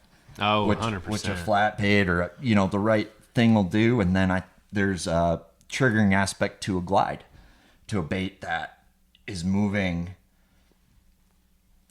this way instead of this way, and flat baits will provide those types of opportunities. And I think just you got something that catches water, there's probably an aspect to a flat bait. Yeah. That way too. It's interesting. The deal you were talking about, making it go one direction.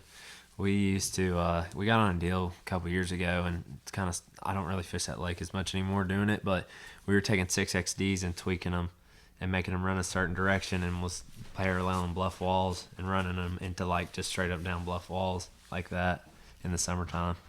Dude, that's some Hanitas minnow stuff. Like, you've seen that, right? That jerk bait that you can make. When I saw you that? talking about it, it made me think of that. Yeah, dude. I think... Because if you think about it, them shad come up and they feed on the algae and stuff right off those bluff walls. If you go up and look, you'll see them just sitting there pecking at the bluff walls. Mm-hmm. So that's when we kind of thought about it, because we were catching on deep plug, and tried it one day. We've caught some big fish like that in the summer.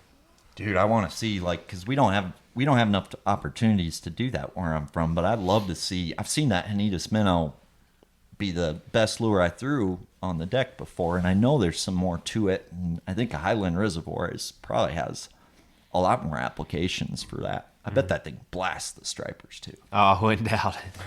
Yeah, it'd probably be hard to keep it off it. Yeah, dude. What's been your most proud tournament, or what's been like your favorite tournament success that you're most proud of? Ever? Sure. Honestly, I mean, there was one a long time ago, man, I thought was pretty cool. I mean, it's not like nothing crazy, but it was a big 2-day tournament on Lake Cumberland.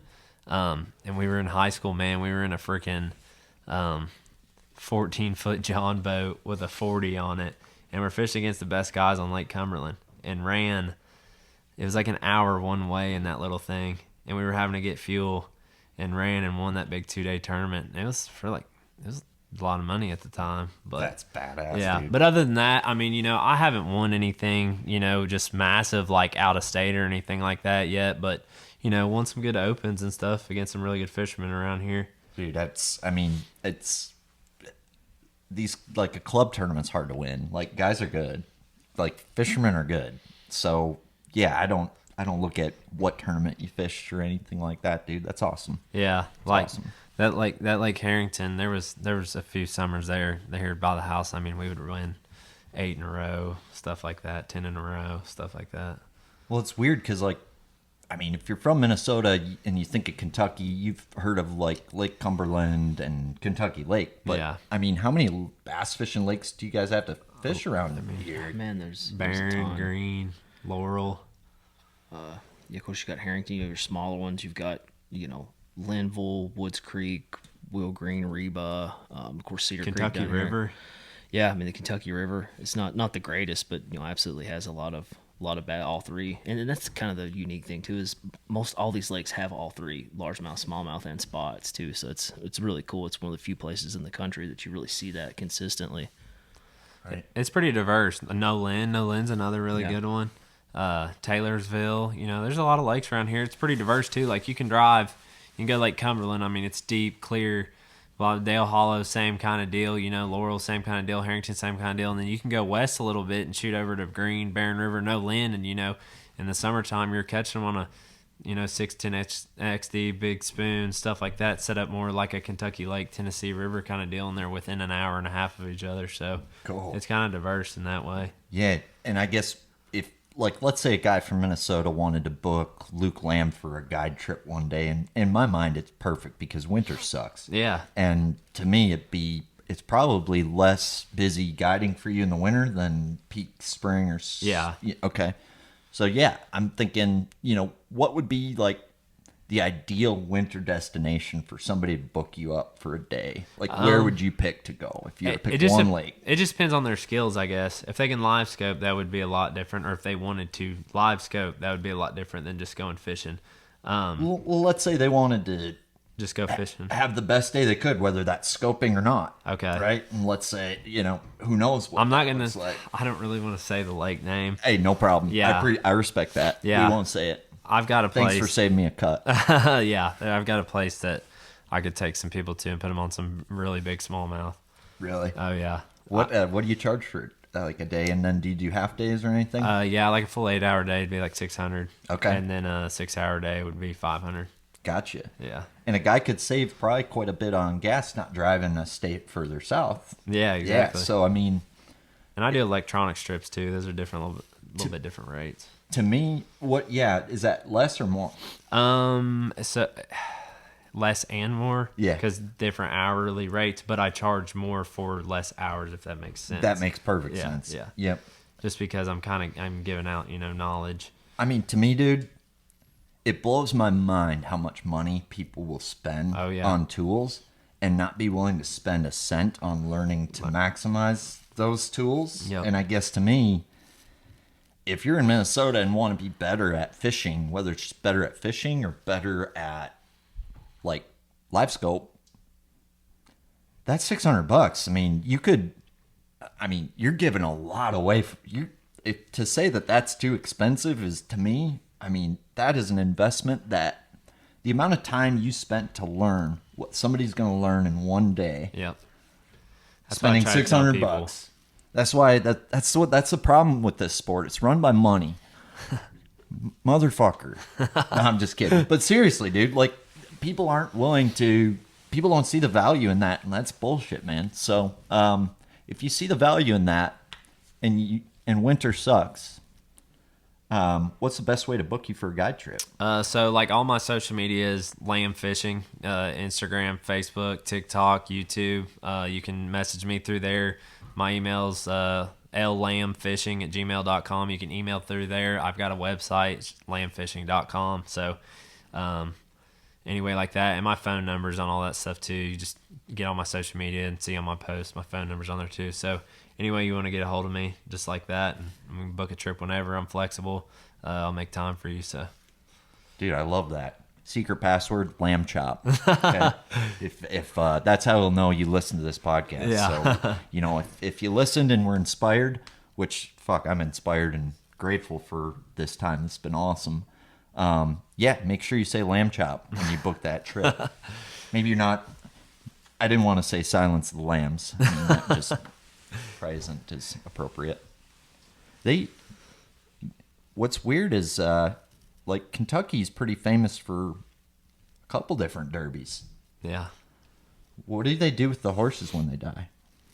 I don't know what they do with them. Probably bury them. In Japan, they eat them. Oh, I wouldn't doubt it. Yeah. Yeah, For sure. I ate a raw horse when I was there. Did you really? Yeah, dude. Was it any good? Honestly, it was better than raw squid. Really? Better than raw snapper. They won't cook it? I didn't know. Yeah. I don't know. Yeah. I bet that was interesting. Yeah, I puked it up later that night, but it wasn't bad. Yeah. Like, I think I might have puked up a raw steak too, right? Like, I think it's my body with raw red meat, but like it tasted better than like I thought it would. Yeah. But it got me thinking, like, are these horses that damn important? Like, what do? They like, if you live in the mountains, they're going to help you with some navigation and travel. But other than that, like, we're talking about some really expensive pets. Oh, that's insane. Like, there's really not a utility. Like, the utility of horses has been, GM and Ford is that now, right? We don't need horses. So why the hell aren't we eating them? I've heard of people eating them. I think it's delicacy. Supposedly it's a delicacy in Japan. And I was talking to Seth about this. If someone cooked it. Well, he's like, well, what do you think's in a McDonald's? Like, burger. I'm like, no.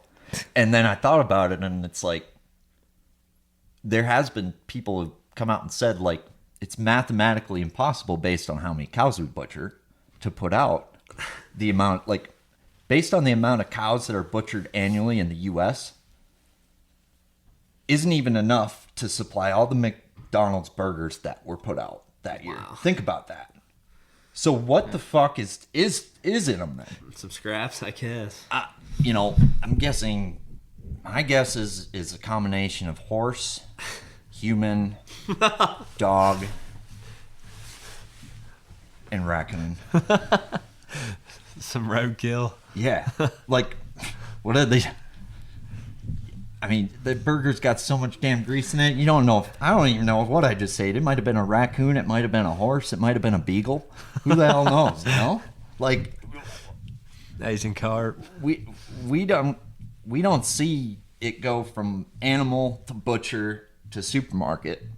When's the last time you seen that? I bet in Kentucky maybe see that a little more often, but Yeah. maybe local chickens. But anyway, it's quite the tangent there. Yeah, it's something to think about. Yeah, I bet you didn't have that on your bingo card for this podcast today. No, sir. No, sir. What time is it? We're at, my computer says 4:16 a.m. Oh, no, that ain't right. It's 11 o'clock. What do you run, like, are you big settings guy with Yeah. your gain color contrast? I'm not, like, married to it, but I do like to pick people's brains on it. And it's interesting to hear different theories about it. And I don't think it's not black and white. It's a little gray. I turn all my noise reject, TVG, ghost rejects always off. The only time I'll ever turn any of that on is noise reject, and the water would have to be super dirty. As far as my gain goes, 68 to 74, depending on how clear the water is. Yep. Color gain, I like to keep it above 85. I may bump it down just because of dirty water. Color limit, usually keep it in the 20s. I turn my grid off. I turn everything off on the top left except for my voltage because I want to make sure that's on there. I can get my depth. I can get my water temperature and everything else like that off different graphs. I can get my time off a different graph. Just more on the screen. I hide all my stuff, where it can go away. I either run it at 75 or 100 at, distance. 75 would be shallow water all day long. I'm fishing shallow water specifically. 100's open water, and in between shallow and open water if I'm doing both. My depth, I never go above 35. And I always try to keep it. If I'm fishing deeper than that, I'll keep it, about 5 to 10 foot deeper than what I'm actually fishing, just to get the best picture I can at all times. I run the blue palette always.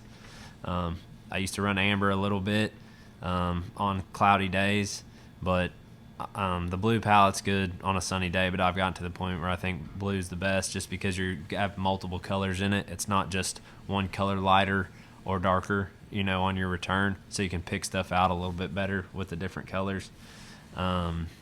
Especially fish on the bottom. You can see fish a lot, in my opinion. I mean, it could just be my eyes, but you can see fish on the bottom a lot better with the blue palette. Sure. My reverse range is minimum. I'm only looking 10 foot behind the boat. And yeah, that's pretty much what I run. Do you adjust the trolling motor depth position of where that scope starts, right? You can adjust that down. I've set a lot of boats up. A lot of people want me to set theirs up, and I've noticed that it just depends on where your transducer is mounted. Sure. Because it can be a little bit different, because I've hopped in boats, and I think mine's on 1.5 feet right now. Okay. That should help me see my splash. That's where I was getting with, and I think that's the thing a lot of people don't. To me, one thing that helped seeing a bait splash, it helps so much with just tracking. You don't have to have it, but when I'm throwing at a fish that's, like I said, 60 foot deep, the quicker I can get response and see if I'm gonna hit that fish or not. And a lot of it's not easy to hit them down there. So I want to know if I missed right a fucking way. Yeah, I'll just reel it right back in. I don't even fool with it unless I think that fish potentially is fading that direction and could end up getting into it, or I know it's gonna, if I don't let that cast go, then it's gonna get too close to the boat. But yeah. So how do you get? So to me, that, if you want to get better at scoping, being able to see your bait splash easier, it helps. What is if someone's wants to do that today, what would you tell them to do to allow see that? We got and we got the settings down, but what do you adjust to help with the bait slash? I've heard clicking the deucer up. I've heard the stable, the offset. Yeah. You could change that. Yeah, just bump it up a little bit until you start seeing it. I think it's not stabilization, something like that. I can't remember the exact word. I could take you to it, but so really, if you really want to do it, is to buy like something like a Fish Obsessed mount, where you have 10-degree increments, and it's not just like kind of like a set increment, and you can play with that depending on how high your trolling motor is up on your or your transducer mount is on your trolling motor. You can put your main, if you stick it straight out, like say you put it at a 90-degree angle of Fish Obsessed and then notch it up, it's going to be good for seeing your splash, but in my opinion, your picture isn't as great deeper down.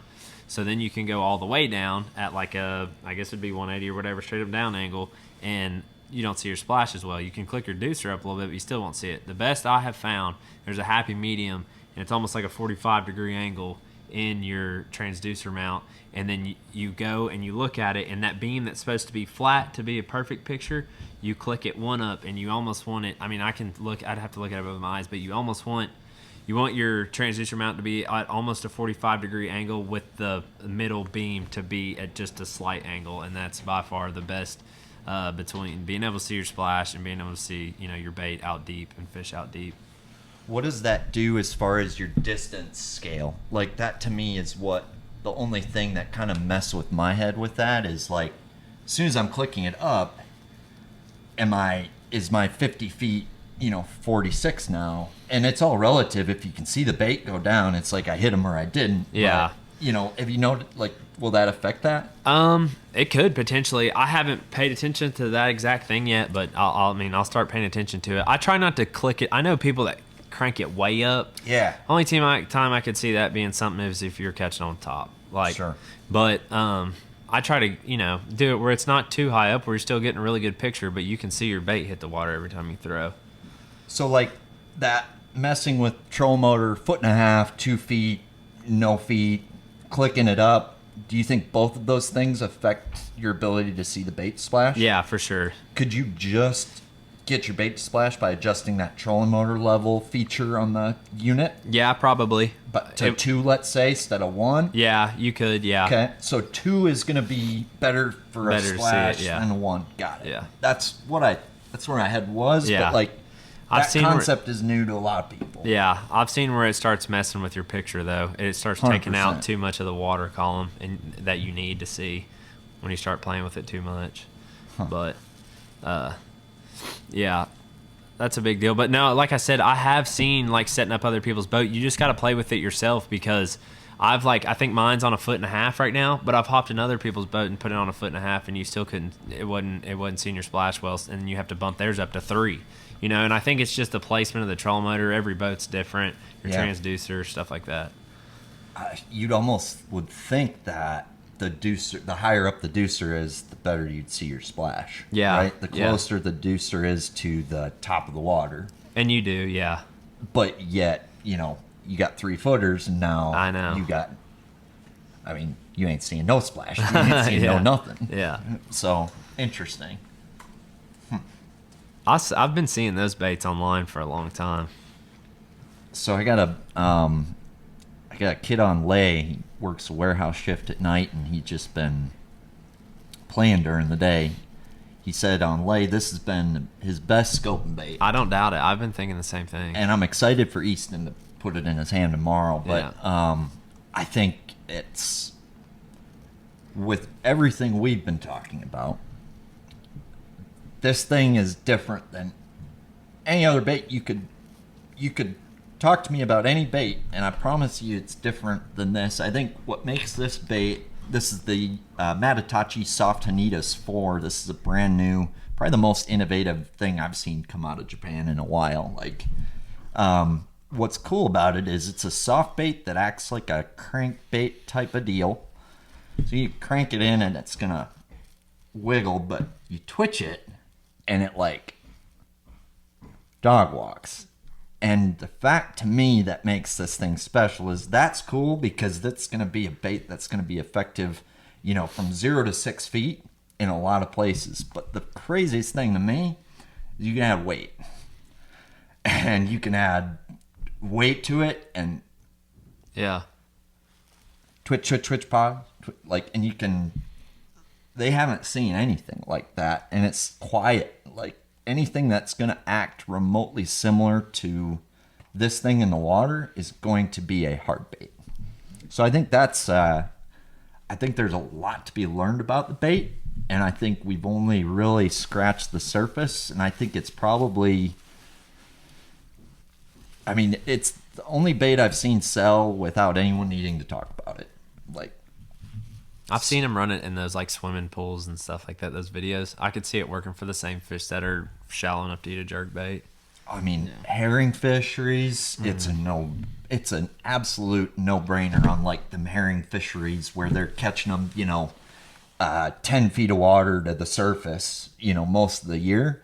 That thing is the biggest no-brainer for those places. But I think anywhere that has a threadfin shad, For sure. it's a no-brainer, because to your point about how there's nothing that represents I know. what you're talking about I thought the same thing in the when I saw 4-inch it. package like that. And he's got bigger ones coming, so like 5's coming out. The and profile's what have you. perfect too. It looks just like a freeloader. That's exclusive brand for me, so it's pretty next level. And he's not putting out a bunch. Like we're unveiling it at the Classic. I got 70 of each of 4 colors, so 70 times 4 is what'll be available, for a Classic release. But you can add, I think, 7 grams. Wow. Like you can add a quick changer weight, or you can thread a drop shot weight on it and put a stopper and sink that thing. And then you can adjust the wings and make it wake bait. So it's I think a lot more versatile than, when we look at it in the package, we see, I'd throw this in 1 to 6 foot of water.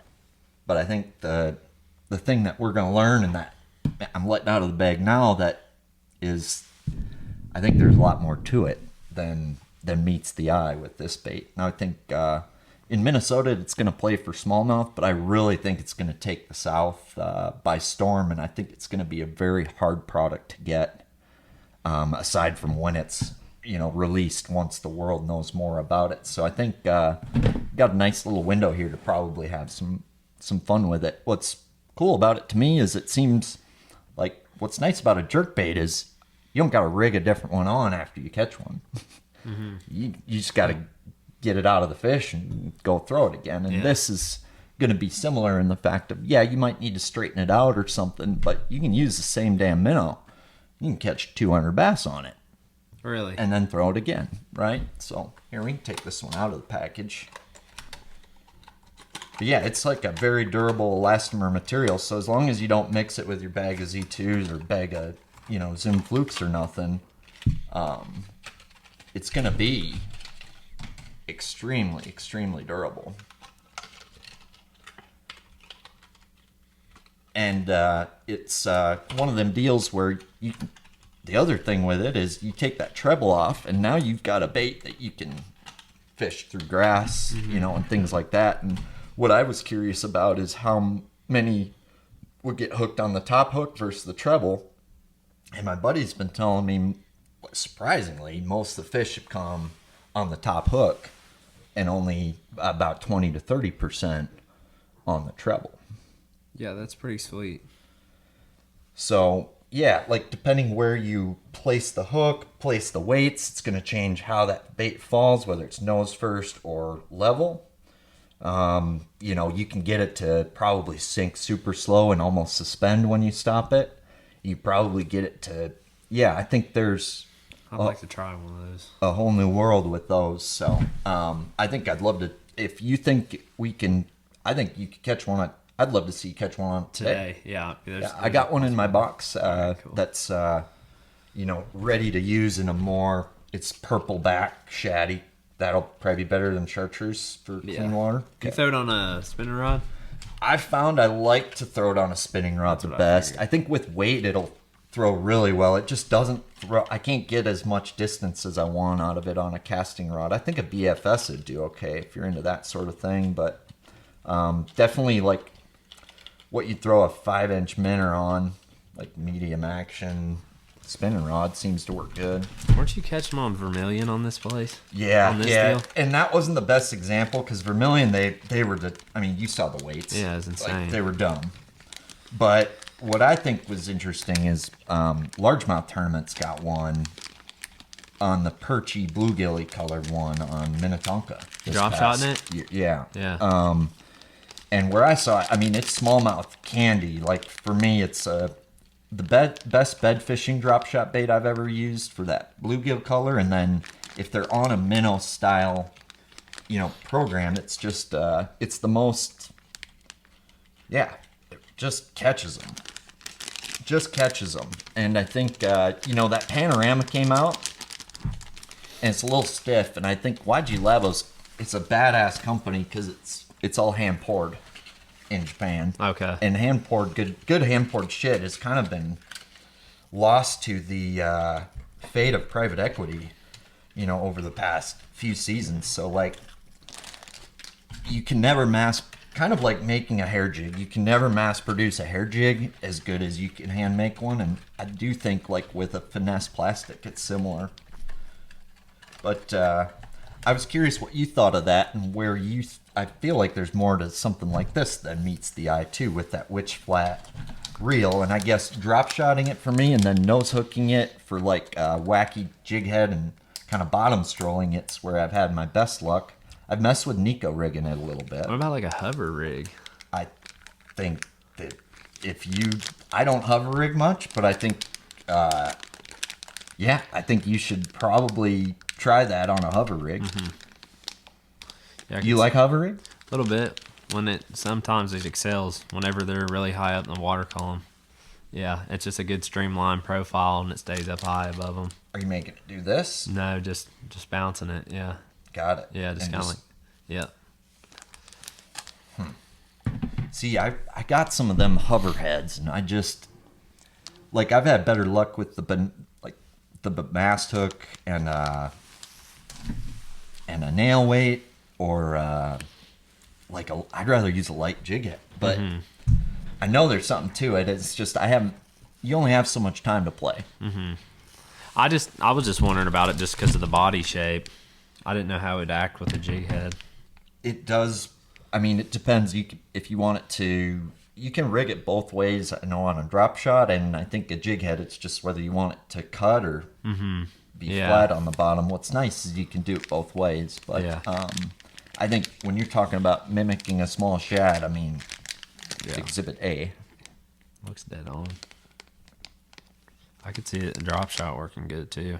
It's damn good on a drop shot. I can attest to that. Which way do you like rigging it better, sideways or up and down?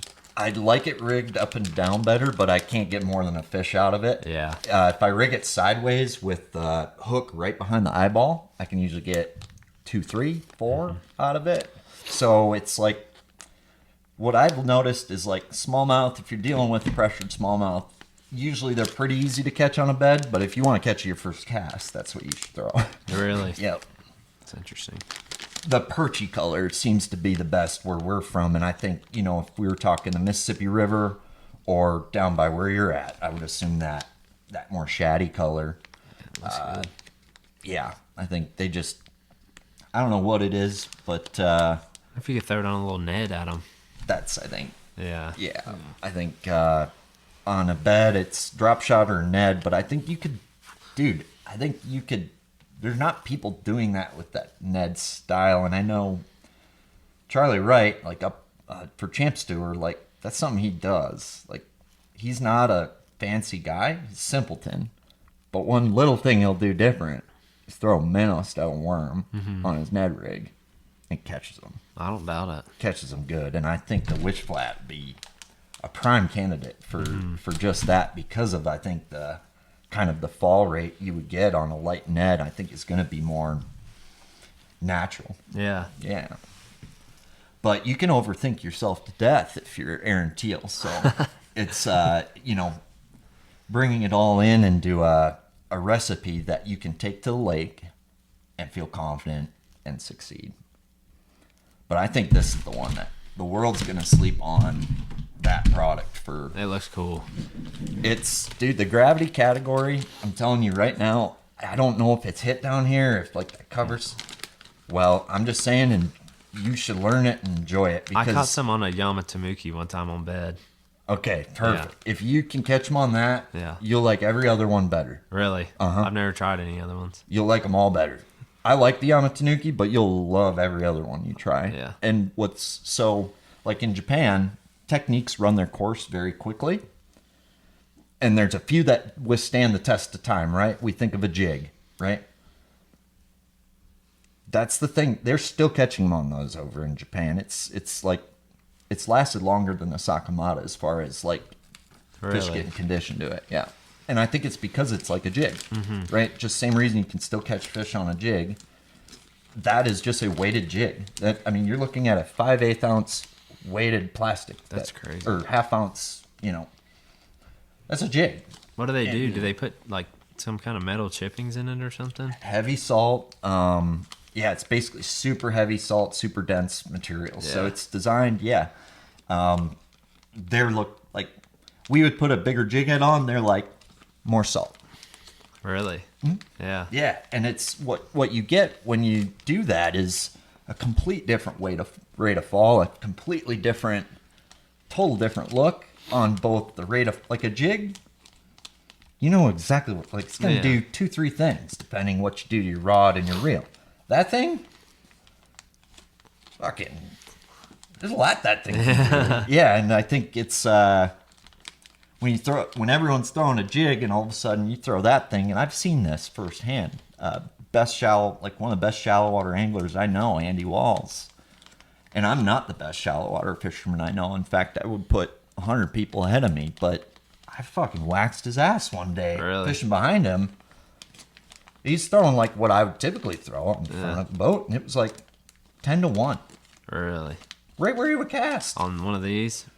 Yeah. I mean, pick your poison. Basically, I think there's not a, like, we think when you say gravity bait, and you're like, oh, Yamatanuki, oh, cover scat. Like, over there ain't one bait. Like, it's like there's the standard, which is probably the cover scat, which is like the most famous foundational bait, but you've got one that hovers and darts better with a more level fall.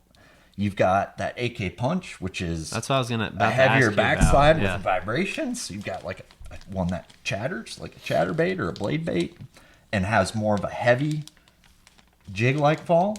You've got a light one that has more of a hoveriness to it, but a more erratic dart. Backslide, front slide, little tail wobble, no tail wobble. Designed to dig into the bottom when you jerk it instead of rising up. Really? Yeah, dude, it's a whole world in and of itself that I think it's starting to take hold in Minnesota, probably because some of us have been talking about it, which we maybe shouldn't be, but at the end of the day, I don't think I can win enough with it to, don't say we don't ever do anything nice around here. So, but yeah, I think, dude, the world will continue to sleep on it because I had a cover scat 5 years before I'm like, okay, I get it. Most people pick that thing up like a Yamatanuki. They throw it for 3 casts. They feel 0 feedback and they put it down and they don't pick it up again. And I guess I think the way the US works in a lot of ways, and it's not how Japan works. That's why they figure out the shit they figure out. It's because they understand they got to do it for an hour or 2 straight. A lot more patience. Totally. So like what you're going to see is like that. They saw how powerful some of those inventions were, and it's like, well, I wish mine would, dart a little bit more natural, or I wish it would shimmy on the fall more, or I wish I could get it to do 3 different things, one bait, right? And that's where you see some of this, newer stuff coming. But yeah, if we got any sort of high flyers today, I would love to try the weightless part of this over them, and then if they're on the bottom, we need to try that darter head today. Yeah. But I'm excited too. I love trying new stuff at them. well, I'm just gonna get in the boat and I'm just try gonna watch and film you a lot, and then just rig up some shit for the situation. And if it makes sense for me to cast, I will. Oh yeah, I want to try new stuff. That's what I love about fishing. I like exploring.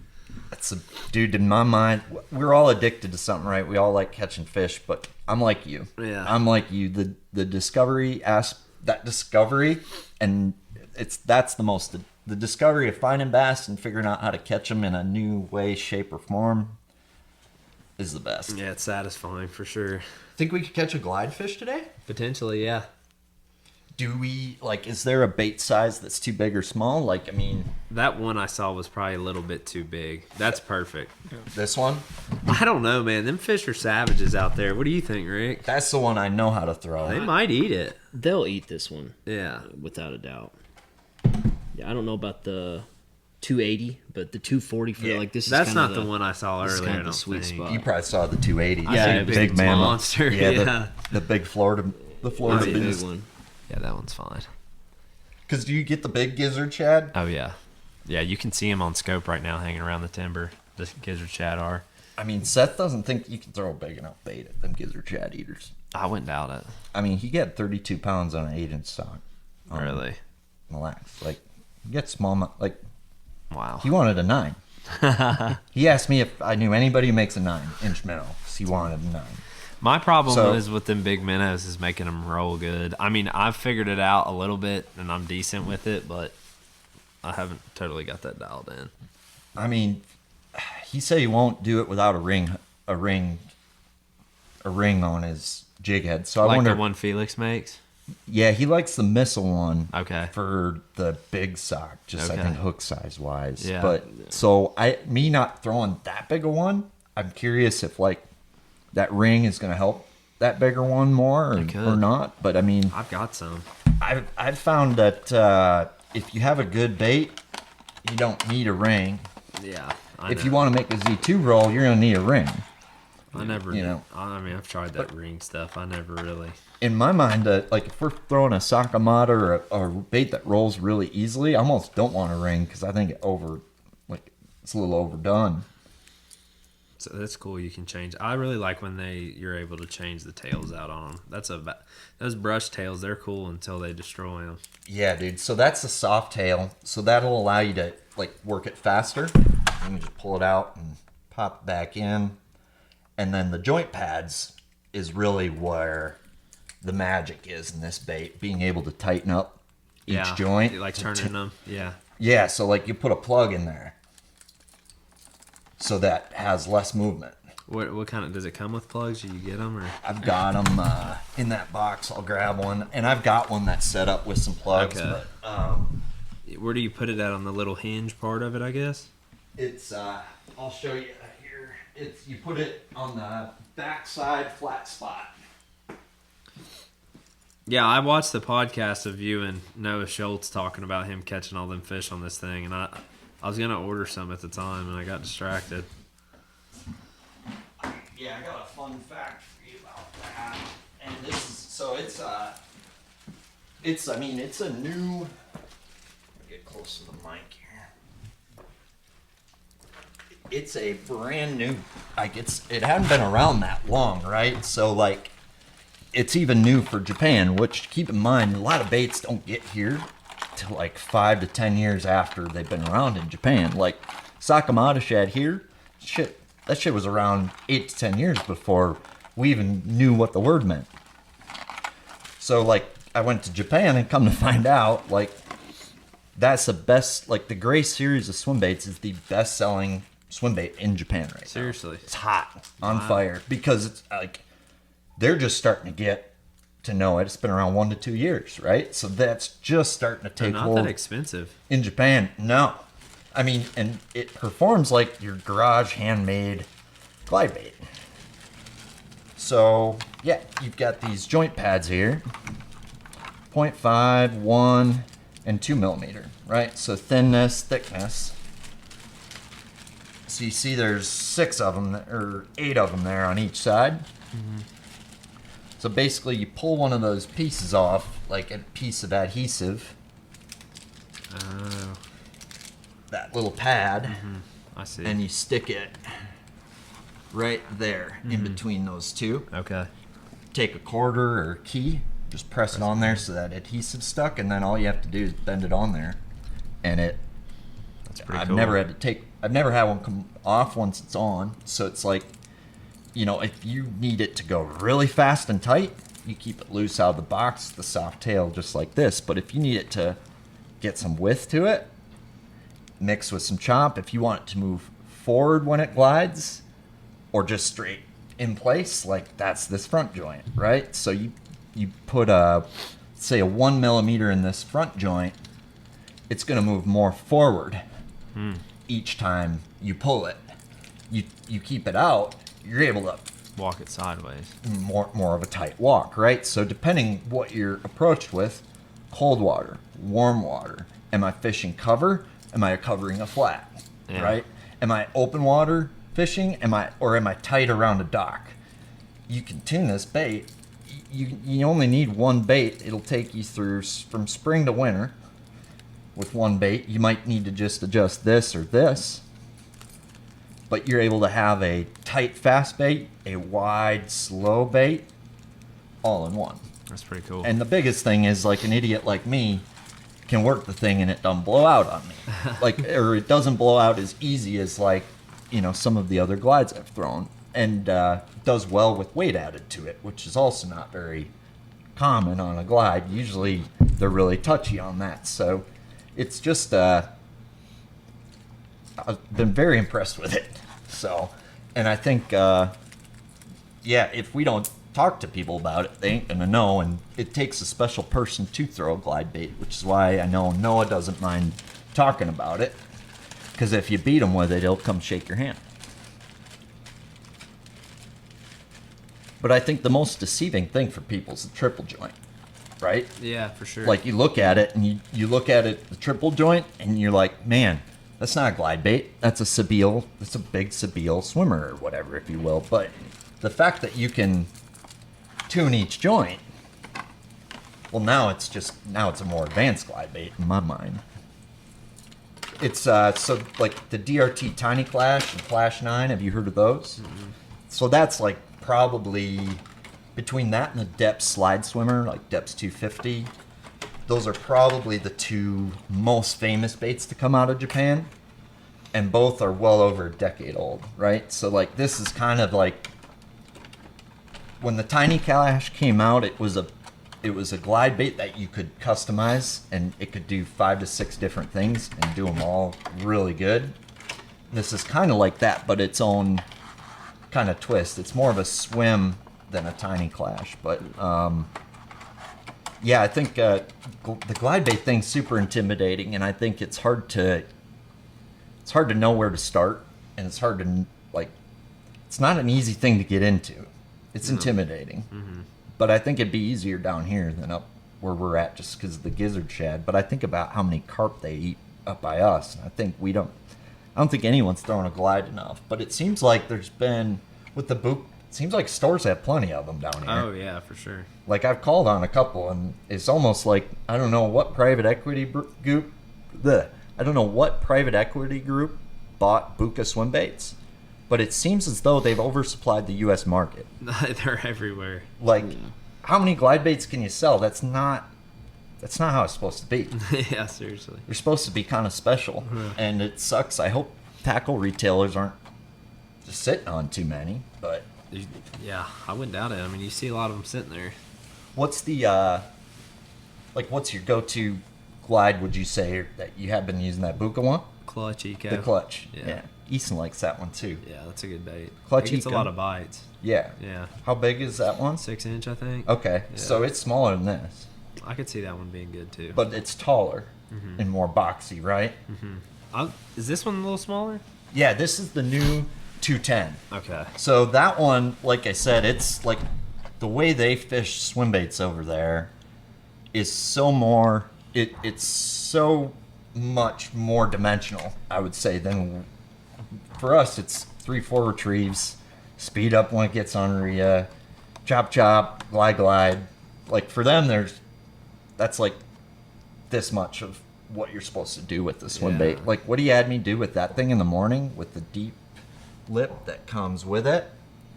Like, I never fished a swim bait like that. I still don't know how to do it, but we were doing it, and there's days where I guess it's the deal, and it's just tapping it. Like, I tapped it, and he's like, softer. I'm like, really? This seems like a big bitch to be touching this soft, you know? Like, I feel like I gotta slap this thing around a little harder. No, and I look and the thing's 4-6 feet down, like, and I'm like with that thing, and it's just the head's moving. So you think about a dying shad, or like when you're throwing a glide bait, you're not throwing something that looks injured. You're throwing something that's swimming through the water. Like, does bass want to, like, I'm an 8-pound largemouth, and I'm finally hungry, and I'm finally going to eat a swim bait today. Do I want a freaking broken one that I can catch, or do I want one that's going to be a lot of work? Yeah. Right? And I think that's what's interesting about, we're hovering minnows trying to keep them in place. Like, I was thinking about it, and that's essentially what he had me do with this thing in the morning, just going tap, tap, is he's making this thing look like a struggling largemouth that broke its tail fin and is trying to freaking get over to lunch over on that side of the bay, right? And it headwalk, I don't know, but it's it definitely opened my eyes, and I don't know what to think about it besides, like, fuck, I wish I had more time on the water. So, short story long. Do you guys want to go bass fishing now? I'm down. I kind of getting itchy after all this talking. Yeah. I'm down for sure. What do you think, Ricky? Yeah. I'm ready. Hell yeah. I was born ready, though. Well, when in Kentucky, like, do you think we'll catch stripers today? No, there's none in this lake. Hell yeah. Yeah, no this- wonder you like it. Yeah, it's just a little. It's a pretty decent lake. You can only keep one bass there, and they have to be 20 inches or 21 Yeah, 20 inches. inches. Okay. So it's like a little trophy lake. You guys like fry them usually or oven bake them?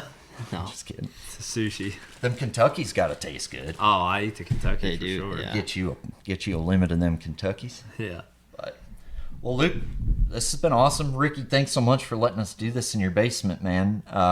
So, yeah, if you guys haven't yet, go follow Luke on social media.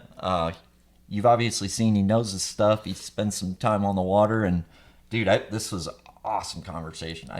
I think we got to do this again Yeah, sometime. for sure. So, I enjoyed it. absolutely. And I think, if you guys want to learn more about bass fishing, I think being willing to travel south in the winter, I think, is monumental. So book Luke today for a guide trip. Follow this dude on social media. You got a YouTube channel too? Yeah, just lamb fishing. Just like everything's lamb fishing. Remember his secret password, lamb chop. Teal's Bass Galaxy. Checking in, checking out.